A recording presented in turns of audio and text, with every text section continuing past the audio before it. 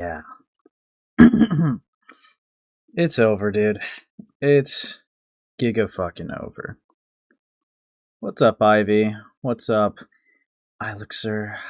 What's up, the last melatonin, Netherless, Zebra Cats, Lizard Man, and Rin? What's good? What's good, everybody? You see, we got quite the topic for tonight. Um, yeah, I'm not gonna lie. From at least what I've heard, because I'm not gonna lie to you, right? I've never read this manga in my life, right?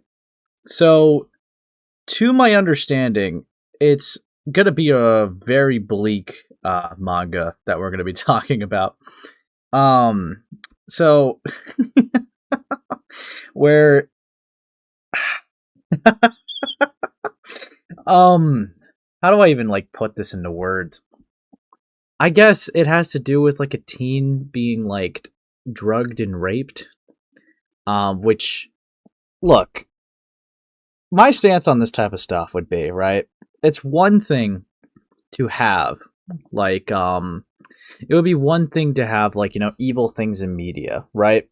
So long as you like keep it evil, right? Keep it acknowledged when it's evil, right? If it's ever glorified, I feel like that defeats the whole purpose, right? Um, and admittedly, this take was, I guess, from my understanding, seeming to be from roughly 2 years ago. But he has doubled down in it in modern day because I literally saw him and Cy Scribbles arguing about it. Some of you might have seen some of it because of Liostream or whatever, but yeah. If Ant shows up, he's fully free to call in. I've tried to reach out to him for like previous things and he's just aired me. So like, I don't know. He like really bitched a lot that I didn't do it for like Blackish, but I've tried to do it since then. I acknowledge that and try to do it since, and he's just been crickets. He's fully free to like come on and say hi or have a chat, but preferably I'm going to go through this and I mean, we'll see. I doubt it. But yeah. I don't know. I feel like I'm not like just trying to like see. I feel like I've made my opinions on this guy pretty clear, and I feel like this guy always does something that just puts himself in the limelight, right? Like I'm not looking for something. Like I would say, I don't know. It's like I covered him a couple times, and he does something stupid recently, right? Like the Skitty Bitty stuff was recent. He defended the person without even doing research. Okay. This stuff with the manga defending, he literally doubled down in modern day despite the take being 2 years old. It's like, I don't know. I don't try to like look for this stuff. Like, granted, I'm not gonna lie to you.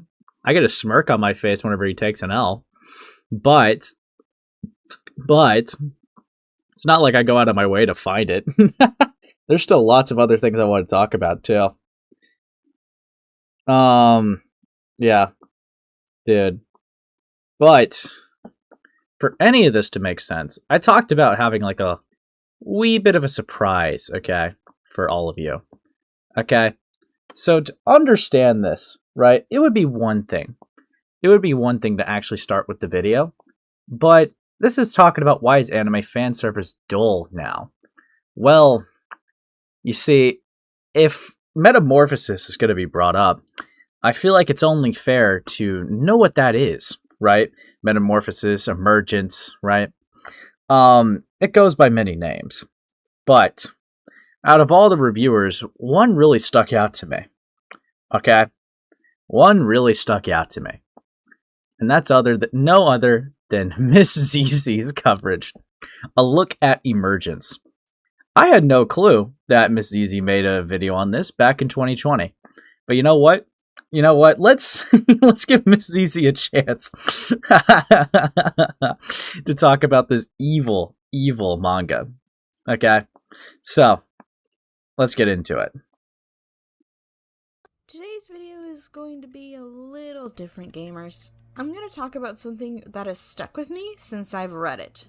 Now, if you're no stranger to the internet, then you're pretty aware of its sick humor. A big part of internet culture is daring your friends to either look or watch scary content. I'm sure that the words 2 girls, 1 cup brings up some horrible memories. What the fuck? What a way to start this one. I actually have no idea what the fuck she's talking about. I mean, I'm not surprised that she's like gooner brained or whatever. I mean, this is the same woman that was like in the... See, this is, unironically, this is like one of the worst people that could have stuck out. She sticks out because I know who she is, but credibility-wise of the type of individual she is, she's not a good person whatsoever. This is the same woman that is running from this, by the way, but like sent thigh pics to minors knowingly, right? Dude. So, definitely not the best person, but that's why she sticks out. But yeah, here we go. Same goes for this image, and... I was dragging myself home exhausted after a tiring night studying sessions of school. It was around 11:20 that night. Well, if we're talking about this in a negative context, I have no idea what the fuck this is, but I can only imagine, you know, person walking through the night. I think I see the direction it's starting to turn. But yeah. Anyways. This image. Now, I hope I didn't completely scare you yet, because today's topic is quite a doozy. Question. Oh yeah, they also did ask for thigh pics from kids. Right. No, you're right. You're right, Ren. Oh, the jump scare webcomic. Gulps. How many of you guys have seen this face before? This girl is our main character for today, and her story has made me feel actually ill. I don't normally do this, but I'll go ahead and give you guys a fair warning. What I'll be talking about has drug abuse, rape, sexual assault, incest, and overall violence. I'm gonna try my absolute best to keep this as safe as possible for you and for you too. Dude. This might be a challenge, which is a good thing that for today, I actually have a sponsor. Oh, who's your sponsor? Video is sponsored by Surfshark. Yo, it's fucking Surfshark! Let's fucking go! Can we skip this? Oh, dude, like, fuck off, dude. Okay. I didn't even know you were sponsored, but cool. Great. Streaming services like Netflix. Oh, you're still on the sponsor. What's that? Netflix, voila! Shut the fuck up, please. I really need help. Let's get on with the topic at hand. Emergence, or infamously known as 177013, is a hentai manga that started in 2013 and ended in 2016. The plot is about a girl whose life spirals down and she turns from a nerdy introvert into a drug-addicted prostitute. That sounds like an overall sad plot, but trust me, soon you will feel my pain.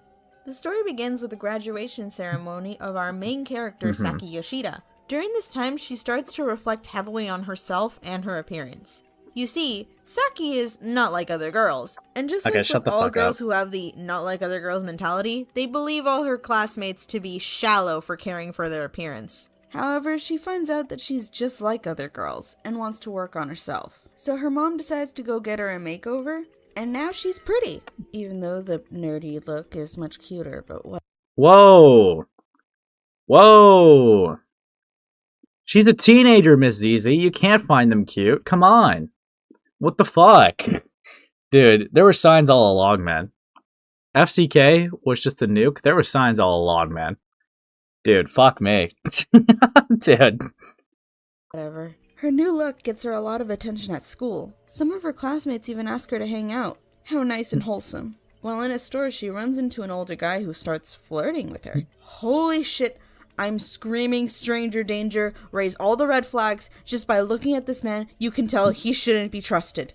He offers to take her out to drinks, and of course, because she is a dumb, naive teenager, she takes him up on his offer. He takes her to karaoke where he convinces her to drink alcohol. Eventually, he smooth talks her enough to make out with him, and wow, this gets worse. He drugs her with what seems to be ecstasy, and then, this is rape. Right? I mean, she's a minor.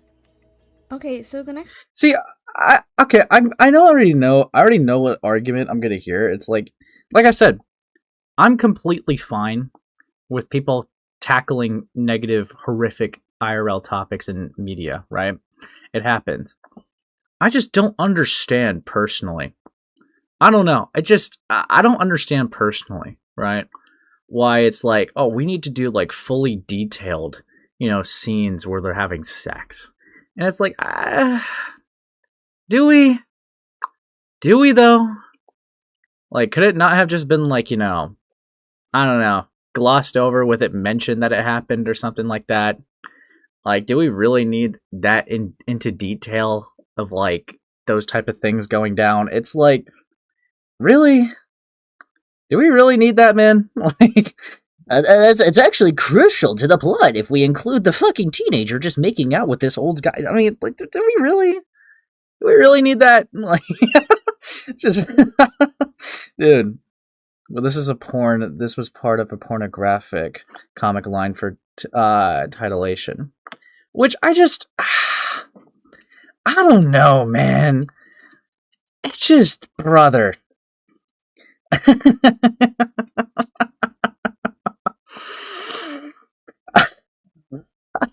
Why? That comes off as glorification, does it not? Oh no, dude, this is a pornographic. It's come on. Oh, thank you for the 5 Cephers. I saw fan service and I thought you were talking about the Moron Lion Man covered. I mean, I am talking about Anthony Gramuglia. But we're just getting into the context of this comic. Hold on, I just got, like, nuked into orbit. Dude. Fuck me. But yeah. Yeah, let's just keep going. 2 pages is just of this girl getting screwed, and her trying to justify what's going on in her mind. Mainly the belief that they must be in love and that's why they're doing this. So she passes out after what happened, and waking up, we found out that the guy's name is Hayato. And now, she believes that Hayato is her boyfriend, and that they're deeply in love. Wow, I feel so fucking gross right now. It doesn't get any better from here, trust me. It's part of why this vid took me so long to come out. It was not fun editing this. LOL? Anthony's debating Lio right now on stream. No, he's fucking not. Dude, I literally see Lio fucking playing Halo in a VC. Fuck off, JFA. Fuck off. Get out of here, bro.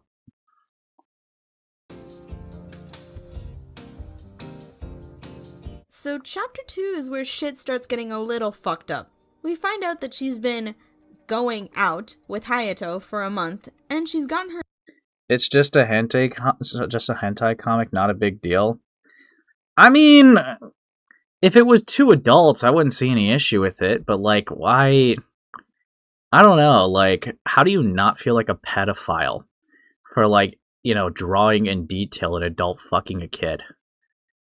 Right, like, that... I don't know how you just don't feel like a fucking pedophile, like, writing that, or like, going into detail into every intricate line and sketch to make that a reality. It's weird as fuck, man, I'm not even gonna lie. Oh, thank you for the 2. Either way, thanks for the distraction at work. No worries. No worries. But yeah. Hey, someone edited an AU where Josuke uses crazy diving to heal her. It's called I'm Gonna Fix That Girl. I've heard about that. I've heard about that. Bro. Herself hooked on those pills. Grossness of that man aside, her time with him hasn't damaged her school life. However, she does feel a bit lost and poor thanks to her classmates bragging about their Gucci and their YouTuber merch. So they suggest that Saki should get a part-time job. However, that is against school rules, so one suggested compensated dating. In case you aren't aware, compensated dating is a weird mix of being an escort and having a sugar daddy. It's basically a child prostitution service used by older men. Wow, I feel sick just saying that. So Saki, for whatever reason, agrees to do this, and later that night meets with her client. I genuinely don't want to describe more than I need to for the next few pages, so I won't. In short, they have dinner, stop at a motel, old dude waves money in her face, and he gets her to have sex with him. I hate this! I genuinely hate this. After that situation, we actually get a heartwarming scene. Now, you see, it was really, I had to really include all that for all the child lovers out there, okay? Dude, for everyone that likes seeing adults have detailed sex with kids, this is for you, man. This is for you. Like, Dude. Like, it's really not that hard to tell a dark story without sexualizing a child. Right? Like, I don't know. Like, this gets into like a really weird zone here. Like, I know like the topic just trying to tackle is like a kid choosing like the wrong path in life. But it's like there's been forms of media that have done that same goal without, showing detailed sex scenes. I don't understand that part. I really don't. I really fucking don't. But yeah, I don't know. Man. Saki comes back to be greeted by her mom. She was about to scold her daughter. Why make a video about it if you're gonna interject every line with, see, this stuff is gross, see? Well, you see, Lagavert, they kind of have to, like, shake their head no the whole time to show that they don't like this stuff. Daughter for coming home late, but she couldn't help but notice how distressed Saki looked. Despite her not wanting to tell her what happened, Mom still knew that something was wrong. So she hugged her daughter and said, whatever happens, Mom will always be on Saki's side. When I first read that, this part actually gave me hope that she would get the help that she needs. Anyways, with the money that she made off of her job, she was able to buy herself some Gucci and impress her classmates. Although she herself couldn't enjoy it because her mind was full of guilt and blaming herself for what happened. You can tell from this point on that her mental state just gets worse and worse. That same day, some boys approached her with some blackmail. Photos were taken of her being with that man. Last time I checked, compensated dating can result in a student being expelled, and it also comes with societal shaming. Yes, shame the child for participating in such a thing. So in chapter 3, in order to keep those boys quiet, she'll have to do sexual favors for them. And small side note, we find out that she also enjoys others petting her head. God, you and me both. As you'd probably imagine, the blackmail has kept Saki pretty busy. Busy enough that her female classmates start to resent her and calling her a slut behind her back. Apparently getting male attention in any way is enough to get some bullying. We'll get to see that in a moment. Right now, things are going on at Saki's house. We find out that her father was let go, and being the yeah, like when you mentioned doing dark topics without feeling gross, I thought of mouthwashing. I've never really seen or looked at that, but that could be a fair comparison. I don't know, I've never seen it though. Sweet girl that she is, Saki says that she'd be more than happy to get a job. However, he shoots down on the idea, telling her that she has to focus on school. Mom reminded him that Saki is a young woman who needs to start helping around the house. This leads to Dad giving her some less than pleasant glances. I'm sure that most of you have watched enough Pornhub to know where this is going. Stop. What are you doing? Stop. Don't tell me that's where the incest kicks in, bro. Stop. Stop. Step bro. Later that night, he barges into her room and he does what any disgusting degenerate does and rapes his daughter. Okay, Jesus. Fuck. And don't tell me that was in great detail too. Please don't fucking tell me that was also in insane detail too, bro. Fuck. Fuck me, man. Fuck me. After that, he continued to take advantage of her, and don't forget, back at school, she's still being blackmailed. Also, there are those so-called friends of hers. They decided to write... Ace, this is a hentai. What do you think? Fuck off, Netherless. Yeah, I accept that reality, I just don't like that reality, okay? I don't like that reality at all. Fuck. Horrible things all over Saki's desk. Embarrassed and scared, she ran out of school wondering who she could talk to. Then she remembered that her mom has her back, so clearly she'll know what to do. However, we find out that Mommy Dearest in fact does not have her back. She finds out what Saki and the father have been up to. And apparently she's delusional because she blames Saki for what happened. She proceeds to actually beat Saki and then kick her out of the house. Fucking piece of shit. Scared, she wondered where she'd go, and then she figured it out. Remember Hayato? Yeah, he's still around. And after receiving Saki's cry for help, he invites her to live with him. Even the story makes it clear that from here on out, only hell awaits her.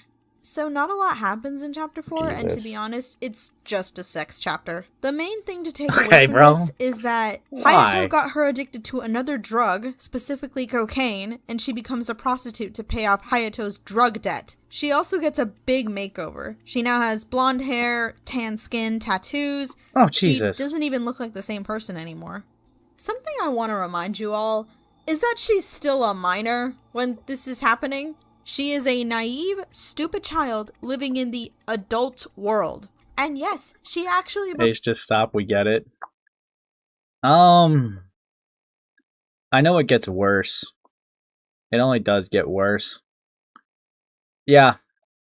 I don't know. Let's just get into the chat. Let's just get into it, bro. Fuck me, dude. Fuck me. Now, let's get into it. Alright. When I was a kid, I went to my local library and found Love Hina in the teen section. Why is it closed captioned? As someone who at that time mainly knew anime through Toonami, I flipped through it and had my mind blown. I found Love Hina at the right time. You know, young teen, confused hormones, mid-2000s. Anyone else remember that Newgrounds Love Hina Flash game, the really inappropriate dating sim? That was my stuff at the time. That's what I was growing up with. But when I went online to talk about Love Hina on forums, you know, back on Guy Online and all that kind of stuff, I found people going, "Oh, you think that's great? Watch Legend of the Overfiend or La Blue Girl, and then get back to me." And so I did, and Love Hina felt very tame by comparison. Obviously, fan service is different from overt hentai, but even then, it feels like fan service is different now. It used to be you had to pick up Street Fighter 2 the movie to see some fan service, but now every anime just seems to have fan service in it. And it seems at once excessive and conservative. And when I say conservative, I don't mean Republican. I mean conservative in that they tease a lot, but always hold back on true intimacy. They won't show you what hasn't been tested. There's no way. Is that really the angle we're gonna go? I just kind of wish that there was more fan service in modern media. Dude, okay, bro. Gooner alert. Modern fan service stopped feeling dangerous. It feels predictable.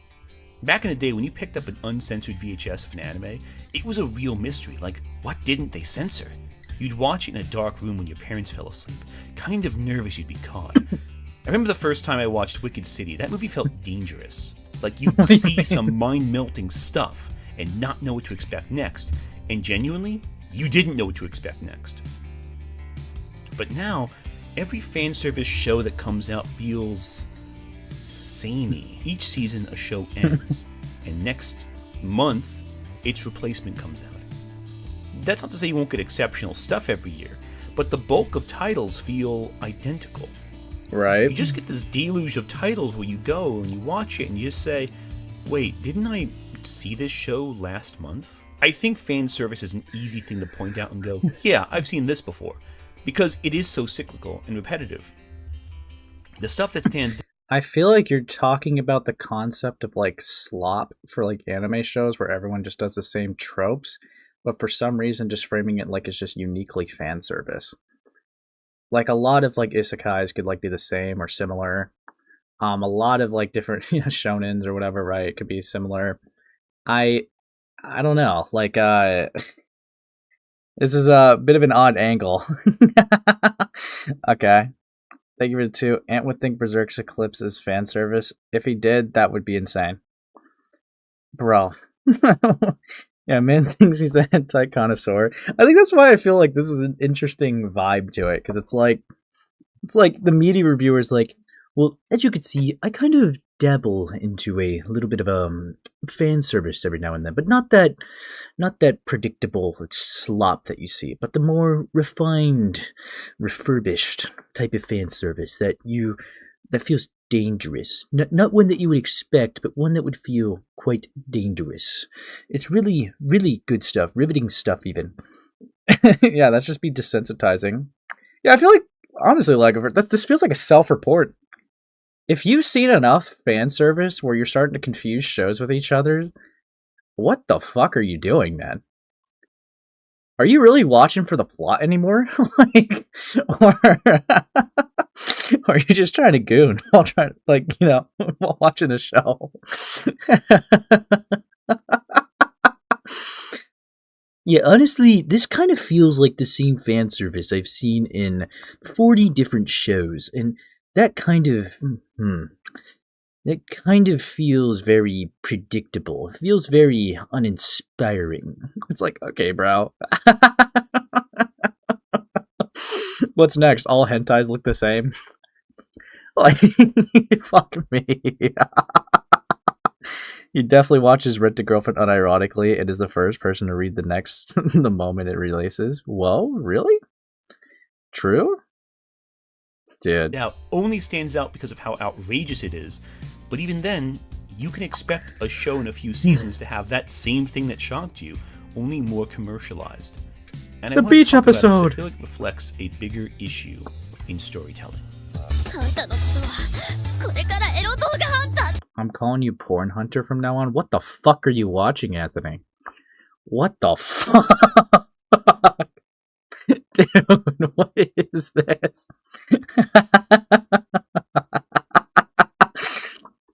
Dude. Anthony saw scenes like this and it's like, man, I should make a 30-minute video on this topic. Dude, it's just laughable. Like, so far, it's just fucking laughable. It's like you saw some, like, you know, saucy scenes from, like, anime slop. And it's like, you know what? I can make a half-hour media review about the fan service of, and I'll describe to you how I stroke it when I watch it. It's like, okay, bro. Dude, I can't, bro. Please spare me that. The phrase "sex sells" dates okay, bro. Yeah, fair enough. That's a saying. 1 million years BC was a film featuring dinosaurs attacking each other, but all the posts. Somebody get me through this nightmare. I can't escape myself. Sorry, I when I see the dinosaurs, I just think of that like one dino edit with that song. Posters have the now iconic. Oh my god. Yen, what do you want? Oh, the ladies in the place with style and grace and lived in the place. Yep. Yeah, about that. Yeah, you What's cut. up, buddy? You missed us going at a video. Yeah, over a video. Sorry. And, I was like listening to Dead by Daylight play it. I was watching Arctic. Leave me alone. Okay, I have like a Dead by Daylight fixation. It's not my problem. Well, so It is far, a problem, but it's fine. I mean, like, the comic obviously was bad. I think you got a little bit of a taste of it before. Are you talking about which one are we talking about specifically? Metamorphosis. So far? Yeah. Yeah, but then we're looking at the fan service video, and it feels weird. It feels like a Redditor trying to give a nuanced take on, like, fan service. Like, it's right. He unironically said, like, you know, old days fan service is like, you see, it was dangerous, right? It was very interesting. You never knew what to expect, and that's how it was designed. But today, it's like modern slop, as you see, it's predictable. Like, sometimes you look at fan service and say, didn't I watch this show a month ago? And I'm like, dude. Sometimes you're watching a show and you should expect for the minors to be sexualized, you know? With modern anime. Evil stuff. Evil fucking stuff. But yeah, we're continuing. Iconic Raquel Welch bikini in it. As though a scene where an Allosaurus and a Triceratops fight isn't enough to sell a blockbuster. Yeah, as far as I can tell, fan service really started to kick off in the anime medium back in the early 70s. Go Nagai, one of the greatest manga creators of all time, he created titles like Mazinger Z and Devilman, but 1973's Cutie Honey, one of anime's first Magical Girl series, drew a large audience thanks to its kick-ass female lead and some of the, for the time, more sensual imagery throughout. Don't say it Honey like Kisaragi, Dude, it's like that's why I'm so taken aback. More sensual ways. It's like, shut the fuck up. Stop saying stuff like that. Stop breathing in the God. mic, bro. Dude, this is awesome. Jesus. I had to, like, you know, take my cat off my desk because she's fucked up. She keeps like licking on the mic. like the Powerades. I'm like, stop. New co-host, bro. No. Kitty. No. Protagonist of Get her a 2020 mic. is an android No. who has the ability to create matter from thin air. Well, let's ignore the fact that air is made of matter for a second and just move on. So she uses this physics breaking ability to either transfer. Oh, thank you for the 5. Fan service is either, hey, a shout out from the studio's previous shows, or, well, Cheesecake also Tezuka made the first magical girl and is a wrong. Lol. Form into a magical girl with a superhero sword or a bunch of different disguises. A clear precursor to the modern magical girl. At least they Sailor blocked Moon it. even has that little brooch she can use to disguise herself in the first season of Sailor Moon, but never uses it after the point, but I digress. The outfit changing allows Go Nagai to draw his protagonist in plenty of, well, you have eyes, just look at it. Holy loud. Dude, why is that so fucking balance? Yeah, fuck you. Fuck you, Anthony. Icon 4, the short that Fuck puts you, Studio Anthony. Gainax on the map. That's the worst thing he's ever fucking done, dude. The audio balance. Fuck you, Anthony. Fishy, I'm not gonna look at DMs. It's always cursed, okay? I'm trying to get through a topic a little, bro. Is one of the first to highlight what some older otaku may call the Gainax bounce. This would continue into projects like Gunbuster, which has both some of the most shameless fan service of the 80s and a better, more tragic use of time dilation than Interstellar. Yeah, I said it, Nolan, but I think in the mid-80s we saw a significant diversion. We had hentai series like Cream Lemon, Dream Hunter Ren, Legend of the Overfiend, etc. push sexualization in animation to the limit of the censorship system. And we had more mainstream material that wanted to tease sex without ever going all out. Hentai chose to explore while fan service just began to recycle things that Gainax had perfected years earlier. And if anything, with each iteration, it got more boring.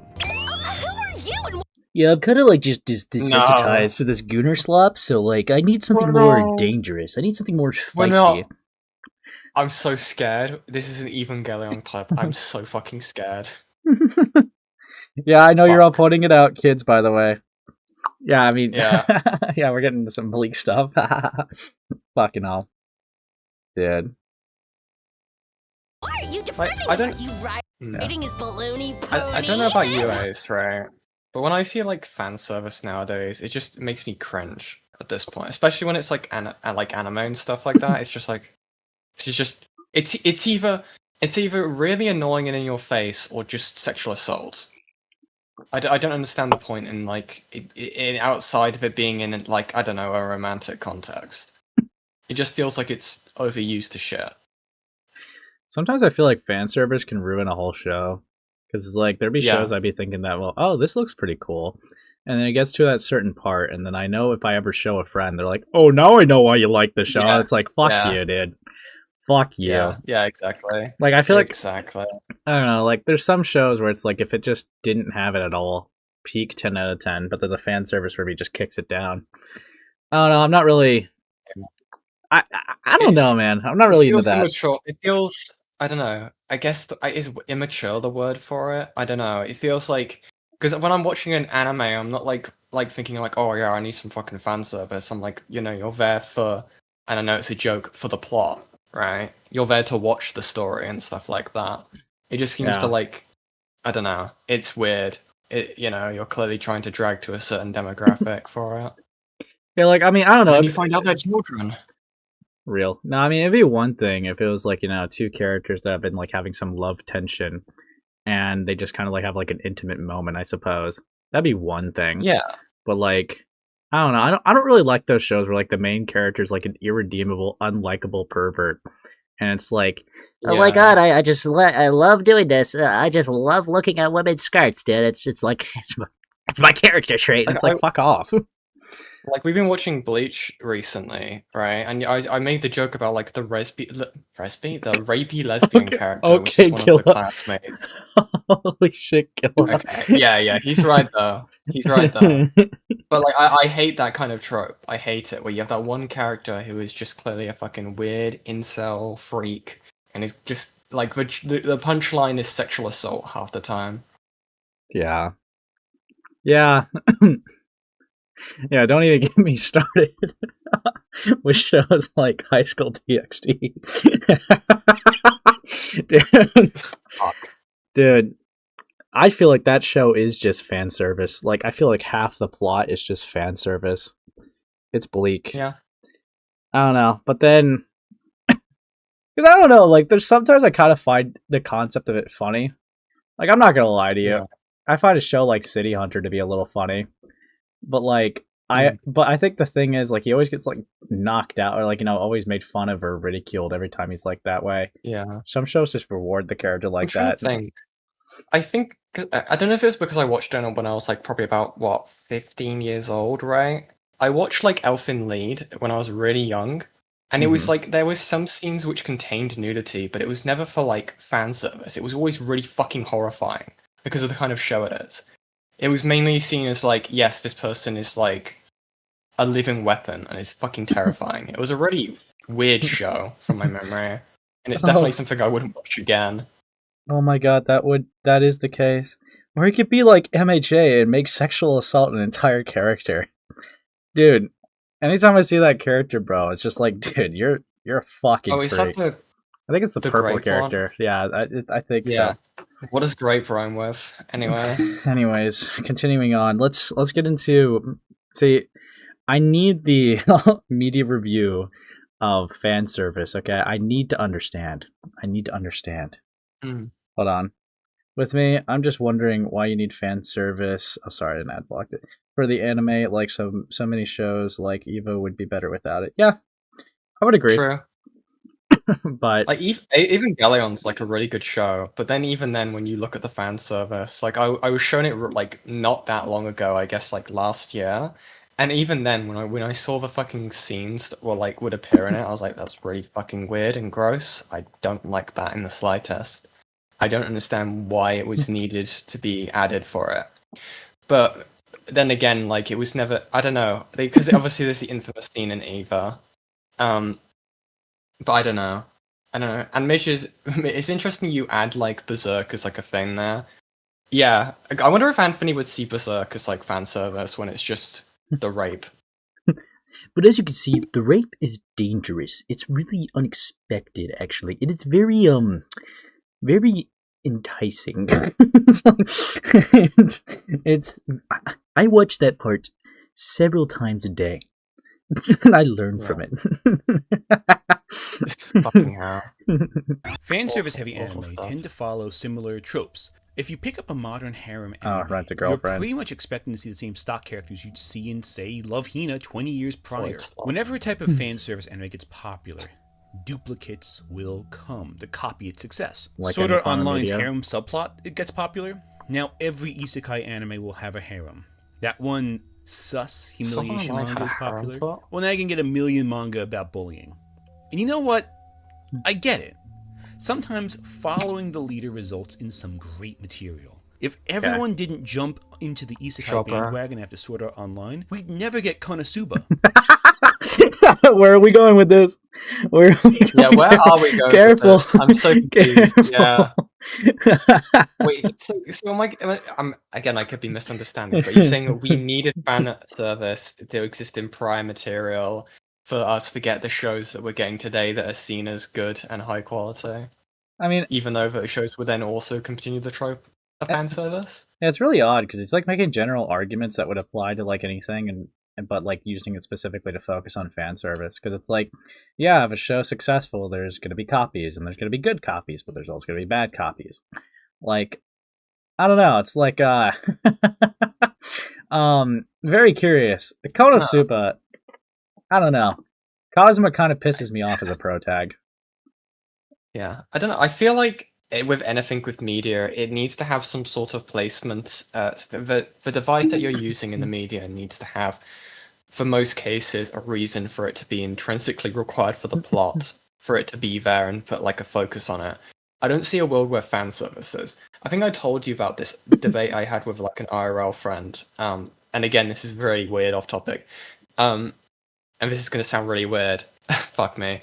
His argument was that he did not think that there should be any portrayal of sexual assault or like, all that kind of stuff in fictional media because it basically downplays the effect of it happening in real life, which is a stupid argument, but it's not the point.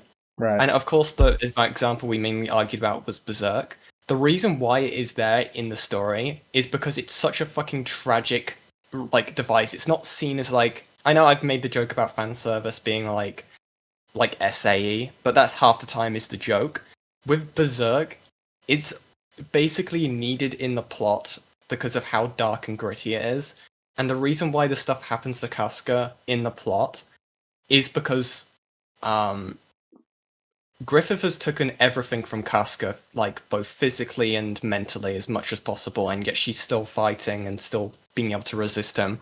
He doesn't do anything that he does for pleasure. Right. It's just a required part, and it's always portrayed as this disgusting act in the story. Now, with fan service, it's, haha, guys, I tripped and fell, and I put my hand on their breast, and then I'm gonna get beaten up for it. And then, or it's like, haha, I'm creeping in the bathrooms, I'm looking for people's underwear. It's not, it's fucking weird and it's played off as a joke.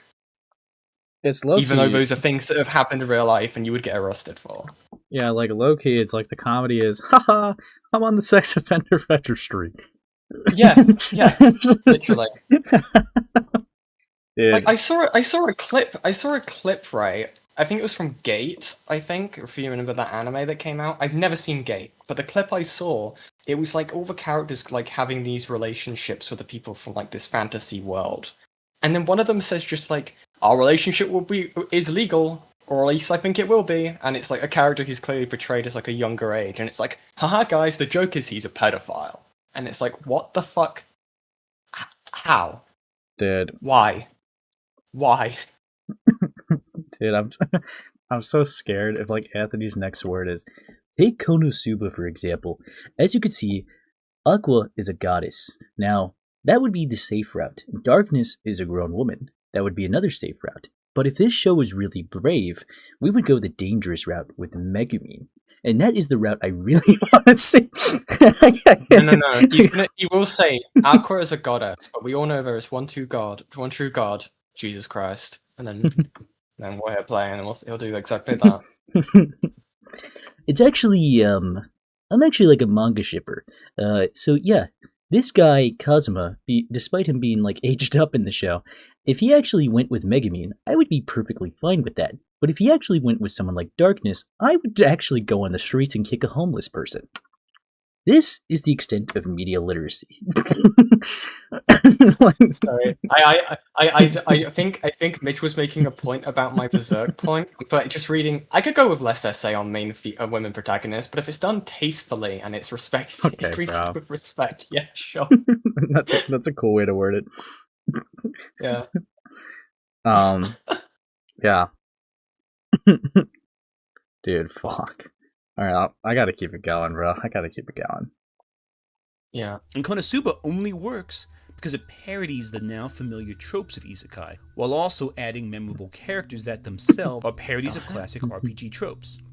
You wish to defile me, don't you?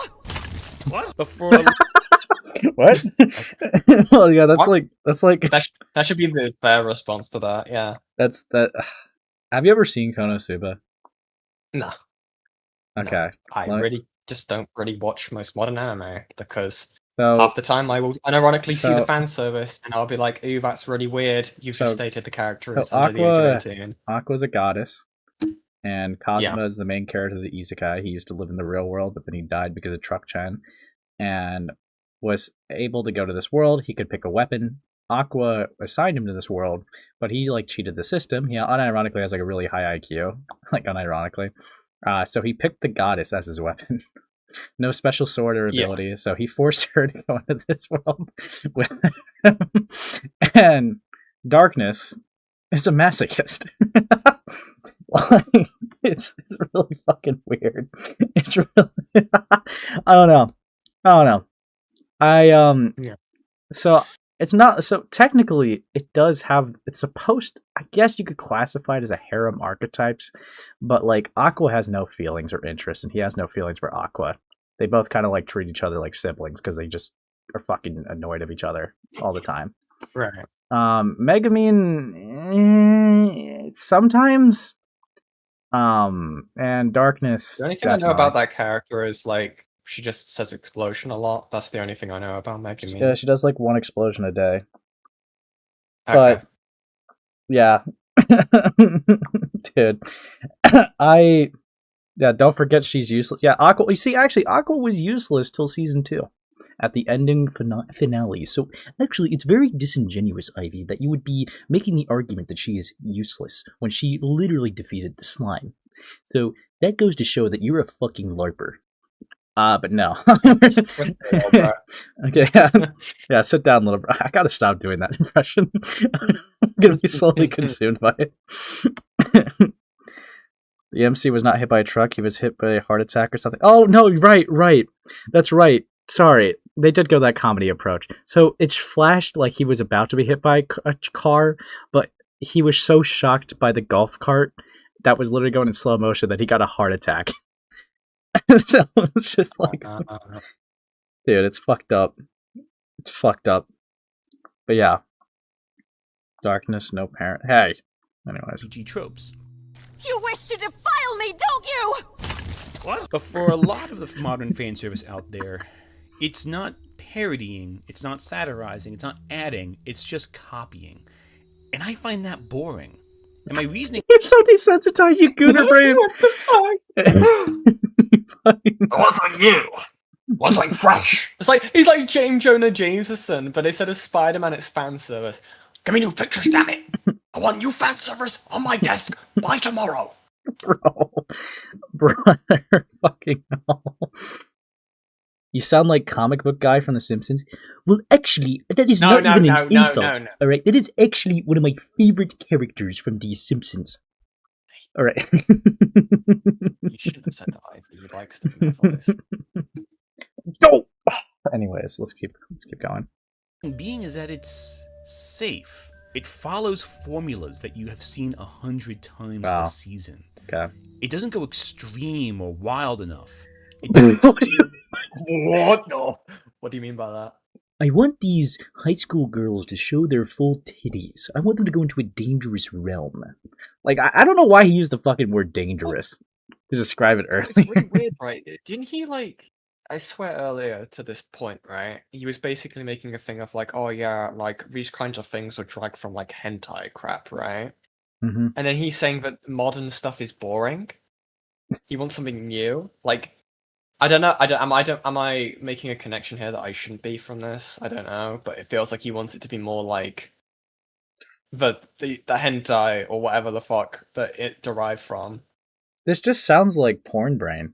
Like, I'm not even gonna lie. It's like, I've seen the same trope so many times. I need to spice it up. I need to start adding more kinks into the mix so that I could actually, feel the little Gramuglia rise again.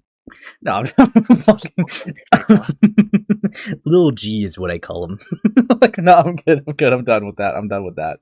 No, not doing that. No. Not even making that a regular thing. Fuck that. No. Hold on. Sorry. What'd you say? Here's my question. What's new things are you expecting? And I would be curious. I would be curious what Ant expects from this. I wonder if he goes into detail. Maybe he means in a romantic context. I want them to actually more enjoy. I want them to more enjoy each other's company. I want it to be less rape. Bro. Doesn't stray from the formula enough to be interesting, and it's especially true for harem anime. For the purposes of this video, I went on my anime list and broke down the list of 2023 anime. Wait, he has one? Harem. Oh no.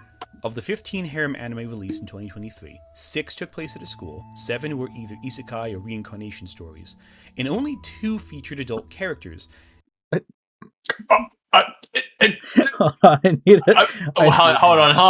on, what? Stories. And only 2 featured... Two feature adults. Dude. That goes to show you the issues of the culture, bro. Oh, thank you for the 2. I mean, his little G wouldn't grow for his. Hey, Bomberman. Let's not make jokes about his marriage. Okay. Strictly stick on the media review stuff. Okay, we're not gaming that direction. Come on. But yeah, let's keep going. Adult characters, and one of them was Rent a Girlfriend Season 3. Of all of them, the one that stands out to me is the 100 Girlfriends Who Really, Really, Really, Really, Really Love You, both for its outrageous premise that a boy is blessed with 100 soulmates in high school, and the surprising character dynamic between all of them. I feel the most successful fan service anime are the ones that tell really good stories first, and show fan service second. The universe needs a new champion. Okay. Sure. Thank you for the 5, Artemis. There's an alternate cartoon ending where Josuke and Okuyasu save her. Yeah, I'm aware of that. Trust me. I'm aware of that. She needs some peace and quiet. I know. Hot take. Good storytelling is good. Yeah. Chobits balances out its sci-fi premise of a future where everyone has a personal computer. Wait, hold on a second, that's not a fantasy. With the premise of a lonely pre-college student being stuck with a cute girl who idolizes him. Yeah, that's the fantasy right there. Chobits centers on hapless loser Hideki, a poor guy who just wants to get into college. He can't afford a Persicom, a personal computer / cute android that everyone seems to have. So it's a miracle when he just finds a custom-built one in the trash. Add to that, she doesn't function like normal Persicoms. She's infantile in some ways. She seemingly has no operating system, no data, and might be tied up with a series of Persicoms told about in rumors, the Chobits. The series focuses on Hideki teaching Chi how to function in society, while also coming to realize he might have feelings for an android. But as everyone in the show points out, androids can't really love. They're just programmed to react to inputs. Except Chi seems to have more self-awareness than other Persicoms, and it's clearly making her feel isolated. Chobits balances out sex humor and hijinks with existentialism and pursuit of identity in an increasingly digitized world, where human traits become collateral exchanged between isolated, lonely individuals. Despite starting breezy and light with some... No wonder it's in the trash. Okay, placeholders. That's fucked up. That's really mean to the robot. He's saying infantile when she literally has brain damage, technically amnesia. Lol? Okay, no. Don't call it grooming. No. Very overt fan service. We see a real darkness to this world, one that isolates and deeply traumatizes its characters. Now, when I was reading and watching Chobits, my local library had a second manga that they recommended alongside Chobits, Deers. And they have a lot in common. The Deers manga started a year after Chobits. Both were made by critically acclaimed manga teams that got their start in Dojin, Clamp, and Peach Pit, respectively. Deers is about aliens that crash land on Earth and become dear friends to humanity, essentially serving them in a way that seems a lot like how Persicoms serve people, except the aliens are sentient and not programmed robots. But again, what are you going to do? Our protagonist, Takeya, discovers a Deers that's just lying on the side of the road. He takes her in. She's this kind of infantile, kind of dependent character. Her name is Ren, and as Ren learns more about society, she grows closer to Takeya. Okay, listen, yeah, Ren is Chi. The same character. It's the same premise, just with aliens. Androids have pre-programmed reactions. Aliens are living people. Having them occupy the same niche in society is a little strange, don't you think? But again, what are you going to do? And I feel like at this time I should mention Elf. What are you going to do? Since both it and Chobits star infantile protagonists with little triangles sticking out of their heads who become dependent on the main character, and fan servicey hijinks ensue. Though Elfenlied at least is memorable because of the sheer chapter-to-chapter whiplash between typical harem antics and extreme violence. It's incredibly dark. Hold on. Did I hear that right? Did you say typical harem antics? Hold on. The hijinks ensue. Though Elfenlied at least is memorable because of the sheer chapter-to-chapter whiplash between typical harem antics and extreme violence. Jesus. I don't know. I've never looked at this. It was incredibly violent. Yeah. Yeah. Interesting. Ivy, I watched this when I was a child. I was like 15. So Leave me alone. you love this show. Okay, anyways. Oh crap, it's been 20 years since Elfenlied came out. Tell me if you want me to make a video about Elfenlied in the comments. I would do it if you ask. But yeah, Chobits is first and foremost a sci-fi story with fan service in it. Elfenlied is a horror story, Frankenstein with a harem story. And Deers is just sort of a fan service anime with sci-fi elements stitched on that aren't really well thought out. I feel like this offers a good hierarchy of what I like. The more fan service feels like a spice rather than the main course, the better I think it does. It helps to elevate a plot rather than become the plot. Alright then, now one last time. Tell me, what are you going to be saying to the sales clerk? Underpants, thank you, please. I reviewed an anime called Ayori Aoshi on its 20th anniversary a little while back. Kaoru is the heir of the Hanabishi Zaibatsu, a major conglomerate. He was set to marry Aoi Sakuraba, the only daughter of the Sakuraba department store chain. But Kaoru ran away from home because, frankly, his family is just the worst. However, Aoi has harbored a deep love for Kaoru, and years later reconnects to rekindle their romance. For 18 years, I've been waiting patiently for this. Whoa, what do you mean by that? What? Wait, hold on. I think they're seeing childhood friend, but out of context. That's horrible. Okay. So I was going down, I was looking at the chat, and all I heard was like, what the fuck? Slowly turn my head back to the screen. What the frick? Kaoru refuses to return to his family, so their romance would cause a massive scandal if it came to light. So Aoi and her family come up with a solution. Aoi and her caretaker, Miyabi, have this big summer mansion. They hire Kaoru as a live-in servant there, so they can be together in secret without anyone looking too closely into it. However, because Kaoru is secretly with Aoi, that makes him seemingly fair game to the harem that materializes around him. What? I want to compare this quickly with Love Hina, because both came out at the same time. Revisiting Ayori Aoshi, I expect... Sorry, one of those characters looks straight up like a kid. What are we doing here? Also, I just... The black kid? Yeah, I agree, Gilla. I'm so goon-brained that needless forced sex appeal actually makes a story better to me. Yeah, I mean, I don't know, like... well, at least they're all 18. So, at least it was 18. We'll see, Lego. We'll see. No, but I mean, I don't know. I don't understand what his point, because his pitch for this video, right, is why like old fan service was better than new. Am I just missing something in my brain where I don't, because I haven't seen yet a point where he's made a point in saying like, wait, yes, this is why it's better than that. If we're engaging with the video on its premise. I mean, it just kind of feels like I could just say, unnecessary fan service is mid, and that feels like what this whole video is. But like, it feels like he's like, you know, pouring the wine glass and like shaking it with one hand, like that. The whole time it's like shaking what with one hand. Anyways, I expected to be really critical of it, you know, but I found myself really admiring the show still. Did it have flaws? Certainly. Especially with the character Tina, who at times skirts the line Never of seen the show. Bisexual stereotype. But despite the issues, I actually really like this lesbian. And I think that's because, again, this is a romance series with elements of fan service sprinkled in.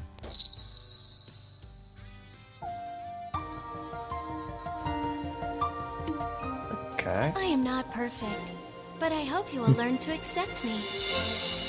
There's one reoccurring quote-unquote joke where Aoi wants to bathe with Kaoru. Specifically, she wants to wash his back. Okay. But Kaoru refuses to let her. And the first time this happens, it's played for laughs, you know. We later learn that Kaoru's awkwardness is because he doesn't want Aoi to see all the scars he's accumulated thanks to his abusive family. It really forces you to reappraise the earlier jokes with this new context. Interesting. Yes, there's sexual fan service, but there's a lot of tragedy at play here. Compare this to Love Hina, a show where the central conflict barely feeds into the plot on an episode-by-episode basis. Love Hina's main conflict is getting loser Keitaro into Tokyo University. Things complicate when he ends up becoming the manager of an all-girls dorm, filled with characters with their own unique quirks and hijinks. And he wants to get into Tokyo U because he and a childhood friend promised one another they'd get in together. All of these core conflicts, getting into Tokyo U, the childhood friend, managing the dorm, are sidelined. Oh, that just sounds boring as fuck. I'm not gonna be so honest. I guess it's because it's meant to be like a romance slice of life. I guess. I guess. Wait, hold on. Thank you for the 5. We all know he was writing. Okay, I know where this is going. We all know he was writing hand with him holding his. Yeah. Okay. Yeah. Buddy. Yeah, buddy. No, but I don't know. Maybe it's just because I like shonens more. I feel like the only time I ever watch rom-coms is like with like an IRL friend, and it's never to be like, dude, this rom-com is peak. It's always like, dude, how do people fucking like this garbage? I'm trying to think of one that I've actually read or watched. I don't know. You know, it's one that's a good one. But again, to be fair, go on. So they actually fix an issue that a lot of animes have with just the way they go about this. Instead of taking place in a high school, it takes place in a college setting. Okay. One that I actually think is a really... Dude, this show fucked me up, but it was so good. Like, I liked it. Like, there was so much plot to it. Golden Time. And Golden Time, was a very interesting rom-com. And, like, it did something that kind of, like, went against other tropes. Like, he actually got with the girl, like, I think 8 episodes in, but the rest of the show was trying to deal with, like, how to go about the relationship, how to really handle all relationships, because the guy also was fighting with dementia, right? And there was a childhood crush of his that also went to the same college, but he didn't recognize her. She kept eyes on him because she cared about him, but he didn't recognize her. But slowly he was starting to get some memories back. So it was starting to, like, you know, make a whole torn thing of, does he stay with the girl that he fell in love with under, like, his new memories and new personality, or does he give her up to go like for the one that he had a crush on before going to the college, before he lost his memories? It's a very I don't know, I really liked it. I really liked it. That sounds interesting. I guess I like and it's not just like for like anime and stuff like that. I guess the reason why I don't really like that more like grounded slice of life stuff is like the reason why I engage with like most media is because it's meant to be something that you don't experience in your day-to-day life. It's going to have fictitious elements to it. That's what I enjoy. That's what I enjoy out of like my media. That's why I don't think I could watch stuff that's like meant to be like these, I don't know, bro, like Grey's Anatomy or some shit like that. I don't know. Yeah, it's amnesia, not dementia. Yeah, I guess I said dementia just because he lost his memories in an accident. I guess it would be amnesia, I suppose. It would be, dementia's the actual... Oh, fucking hell. Dementia's a medical condition that's separate to amnesia. Yeah, to be fair. He lost it in an accident, to be very clear. But yeah. I don't know, I feel like it's interesting. That makes... But yeah. Fair enough. Anyways. Golden Time, it was an actual romance. No, he just had amnesia. It's resolved at the end of the story. True. I would actually think out of, like, I've watched like a good handful of rom-coms. That one I actually would confidently recommend if you were ever to like curious to see one. Golden Time. It's actually a pretty solid one. I guess it's because I also really like world building and stuff. I feel like stuff like, I think I really quite liked Blood Blockade story in terms of like the world building and stuff. Just the idea of like a modern setting where you got vampires and different kinds of creatures and stuff like that, along with Dorohedoro. Dorohedoro, it's like the world and everything. It's really interesting. But yeah. Yep. Here we go. Okay, let's go to Gramuglia. I can't say the word now. Anthony Gramuglia. Let's do it. Yeah. For the hijinks, which is disappointing because there's a lot of meat to this story, and we're getting force-fed seasoning. It doesn't help when you compare the two. You see immediately that Ai Yoriaoshi focuses on how the bonds people share can help you recover from trauma, while Love Hina is fixated on traumatizing Keitaro. Seriously, Naru is a complete monster. People compare her to earlier tsundere like Akane from Ranma 1/2 or Asuka from Evangelion, but they miss the point. When Akane hits Ranma, that's why your mother hanged her. Sorry, I couldn't help it. Ranma can handle it. They're both martial artists. They communicate through violence. Asuka is a deeply traumatized young girl. You know what? Let's put a pin in this for right now. Let's put Asuka aside. We'll get back to her later. I guarantee. Don't worry. We'll go get back to Asuka. But Naru, she's just an abusive jerk. I don't want to see Yeah. Kitaro end up with her because she's so violent towards him. What a sentence. I don't want to fucking see this guy end up with her. She's a fucking piece of shit, dude. Get the fuck out of here! What a fucking asshole, dude. Dude. Yeah. He really is, like, he's has, like, you know, the anime monogamy down to a T. Like, he's your average anime man. Oh, thank you for the 2. Starbird. Weird request. Watch Princess Tutu, trust me. I might check it out. I have some shows I have to catch up on. But I might check it out. Yeah, buddy. Dude, fuck me.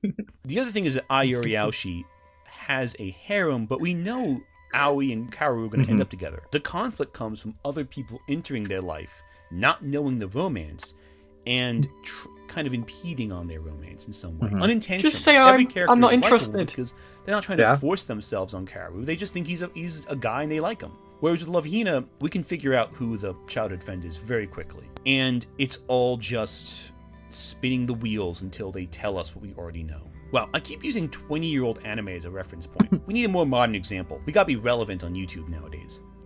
My Dress-Up Darling. Premise? What the fuck is high this? schooler Wakana Gojo is an introverted boy, possibly autistic, I think, who loves me. Okay, go.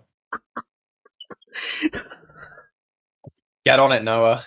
Noah, get on it. What kind of fucking line was that? You know, possibly autistic. Just like speed round flashbang autism diagnosis. Just fucking get the fucking mallet just right there.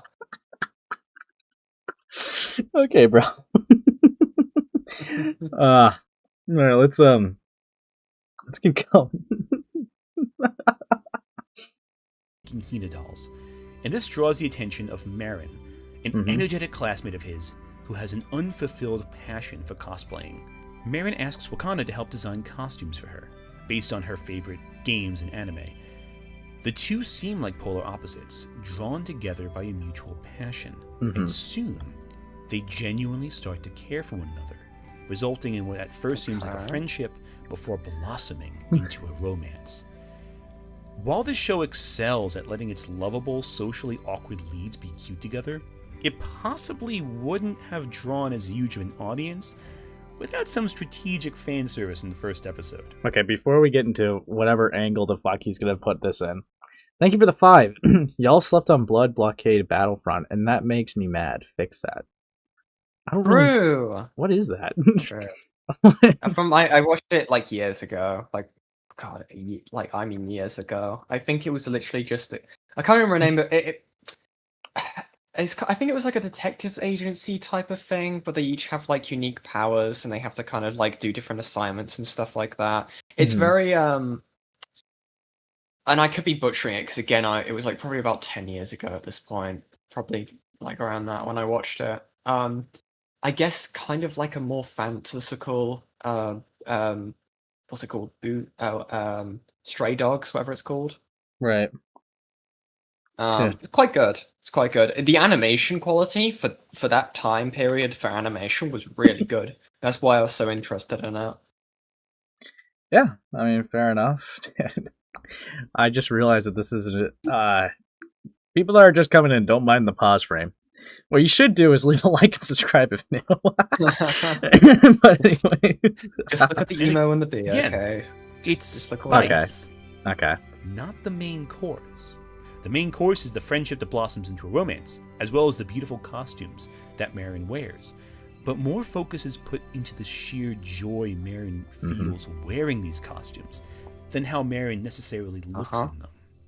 The show also really does something I think is surprisingly uncommon in these fan service shows, exploring the intricacies of an intimate sexual relationship. What the fuck is that? Sounds like Slippery Girls might be like an adult game. Yeah, that's what eroge means. My Dress-Up Darling really threads the needle on this one, especially because of the healthy dose of social awkwardness mixed in with these two characters. They're clumsy, goofy, insecure, hesitant, and it's on full display.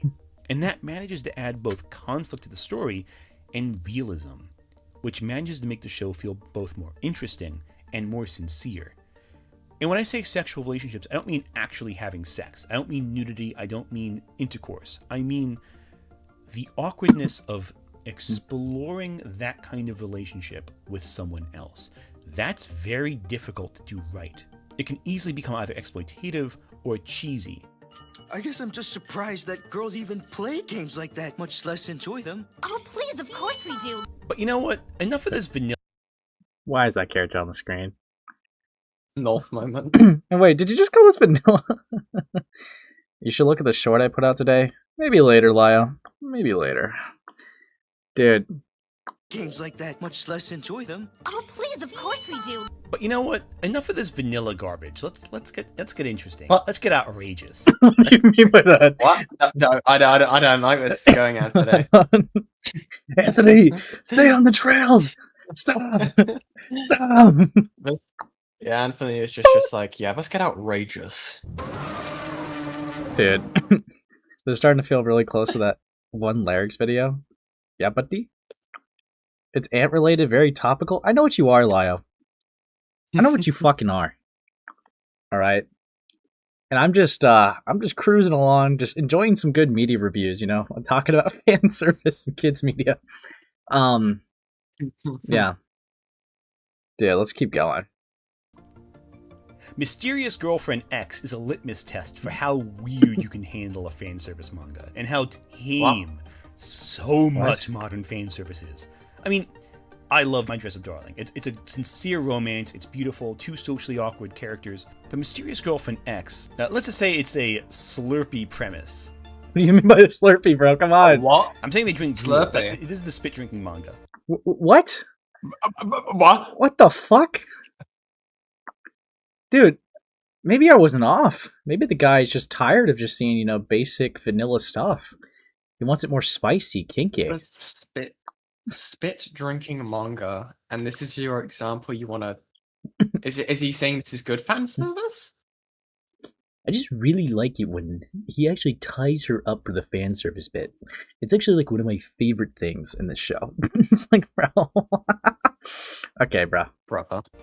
If there are 50 fan service shows out there that are pulling the same tricks as Love Hina, there is one that tries something really weird, and then that inspires imitators. But I don't think Mysterious Girlfriend X has inspired all that many imitators. It's kind of niche. But one that did inspire imitators? Oremo. Yeah, seriously, after Oremo, how many Little Sister mangas and anime and light novels came out? I don't like it. That's his sister? Dude.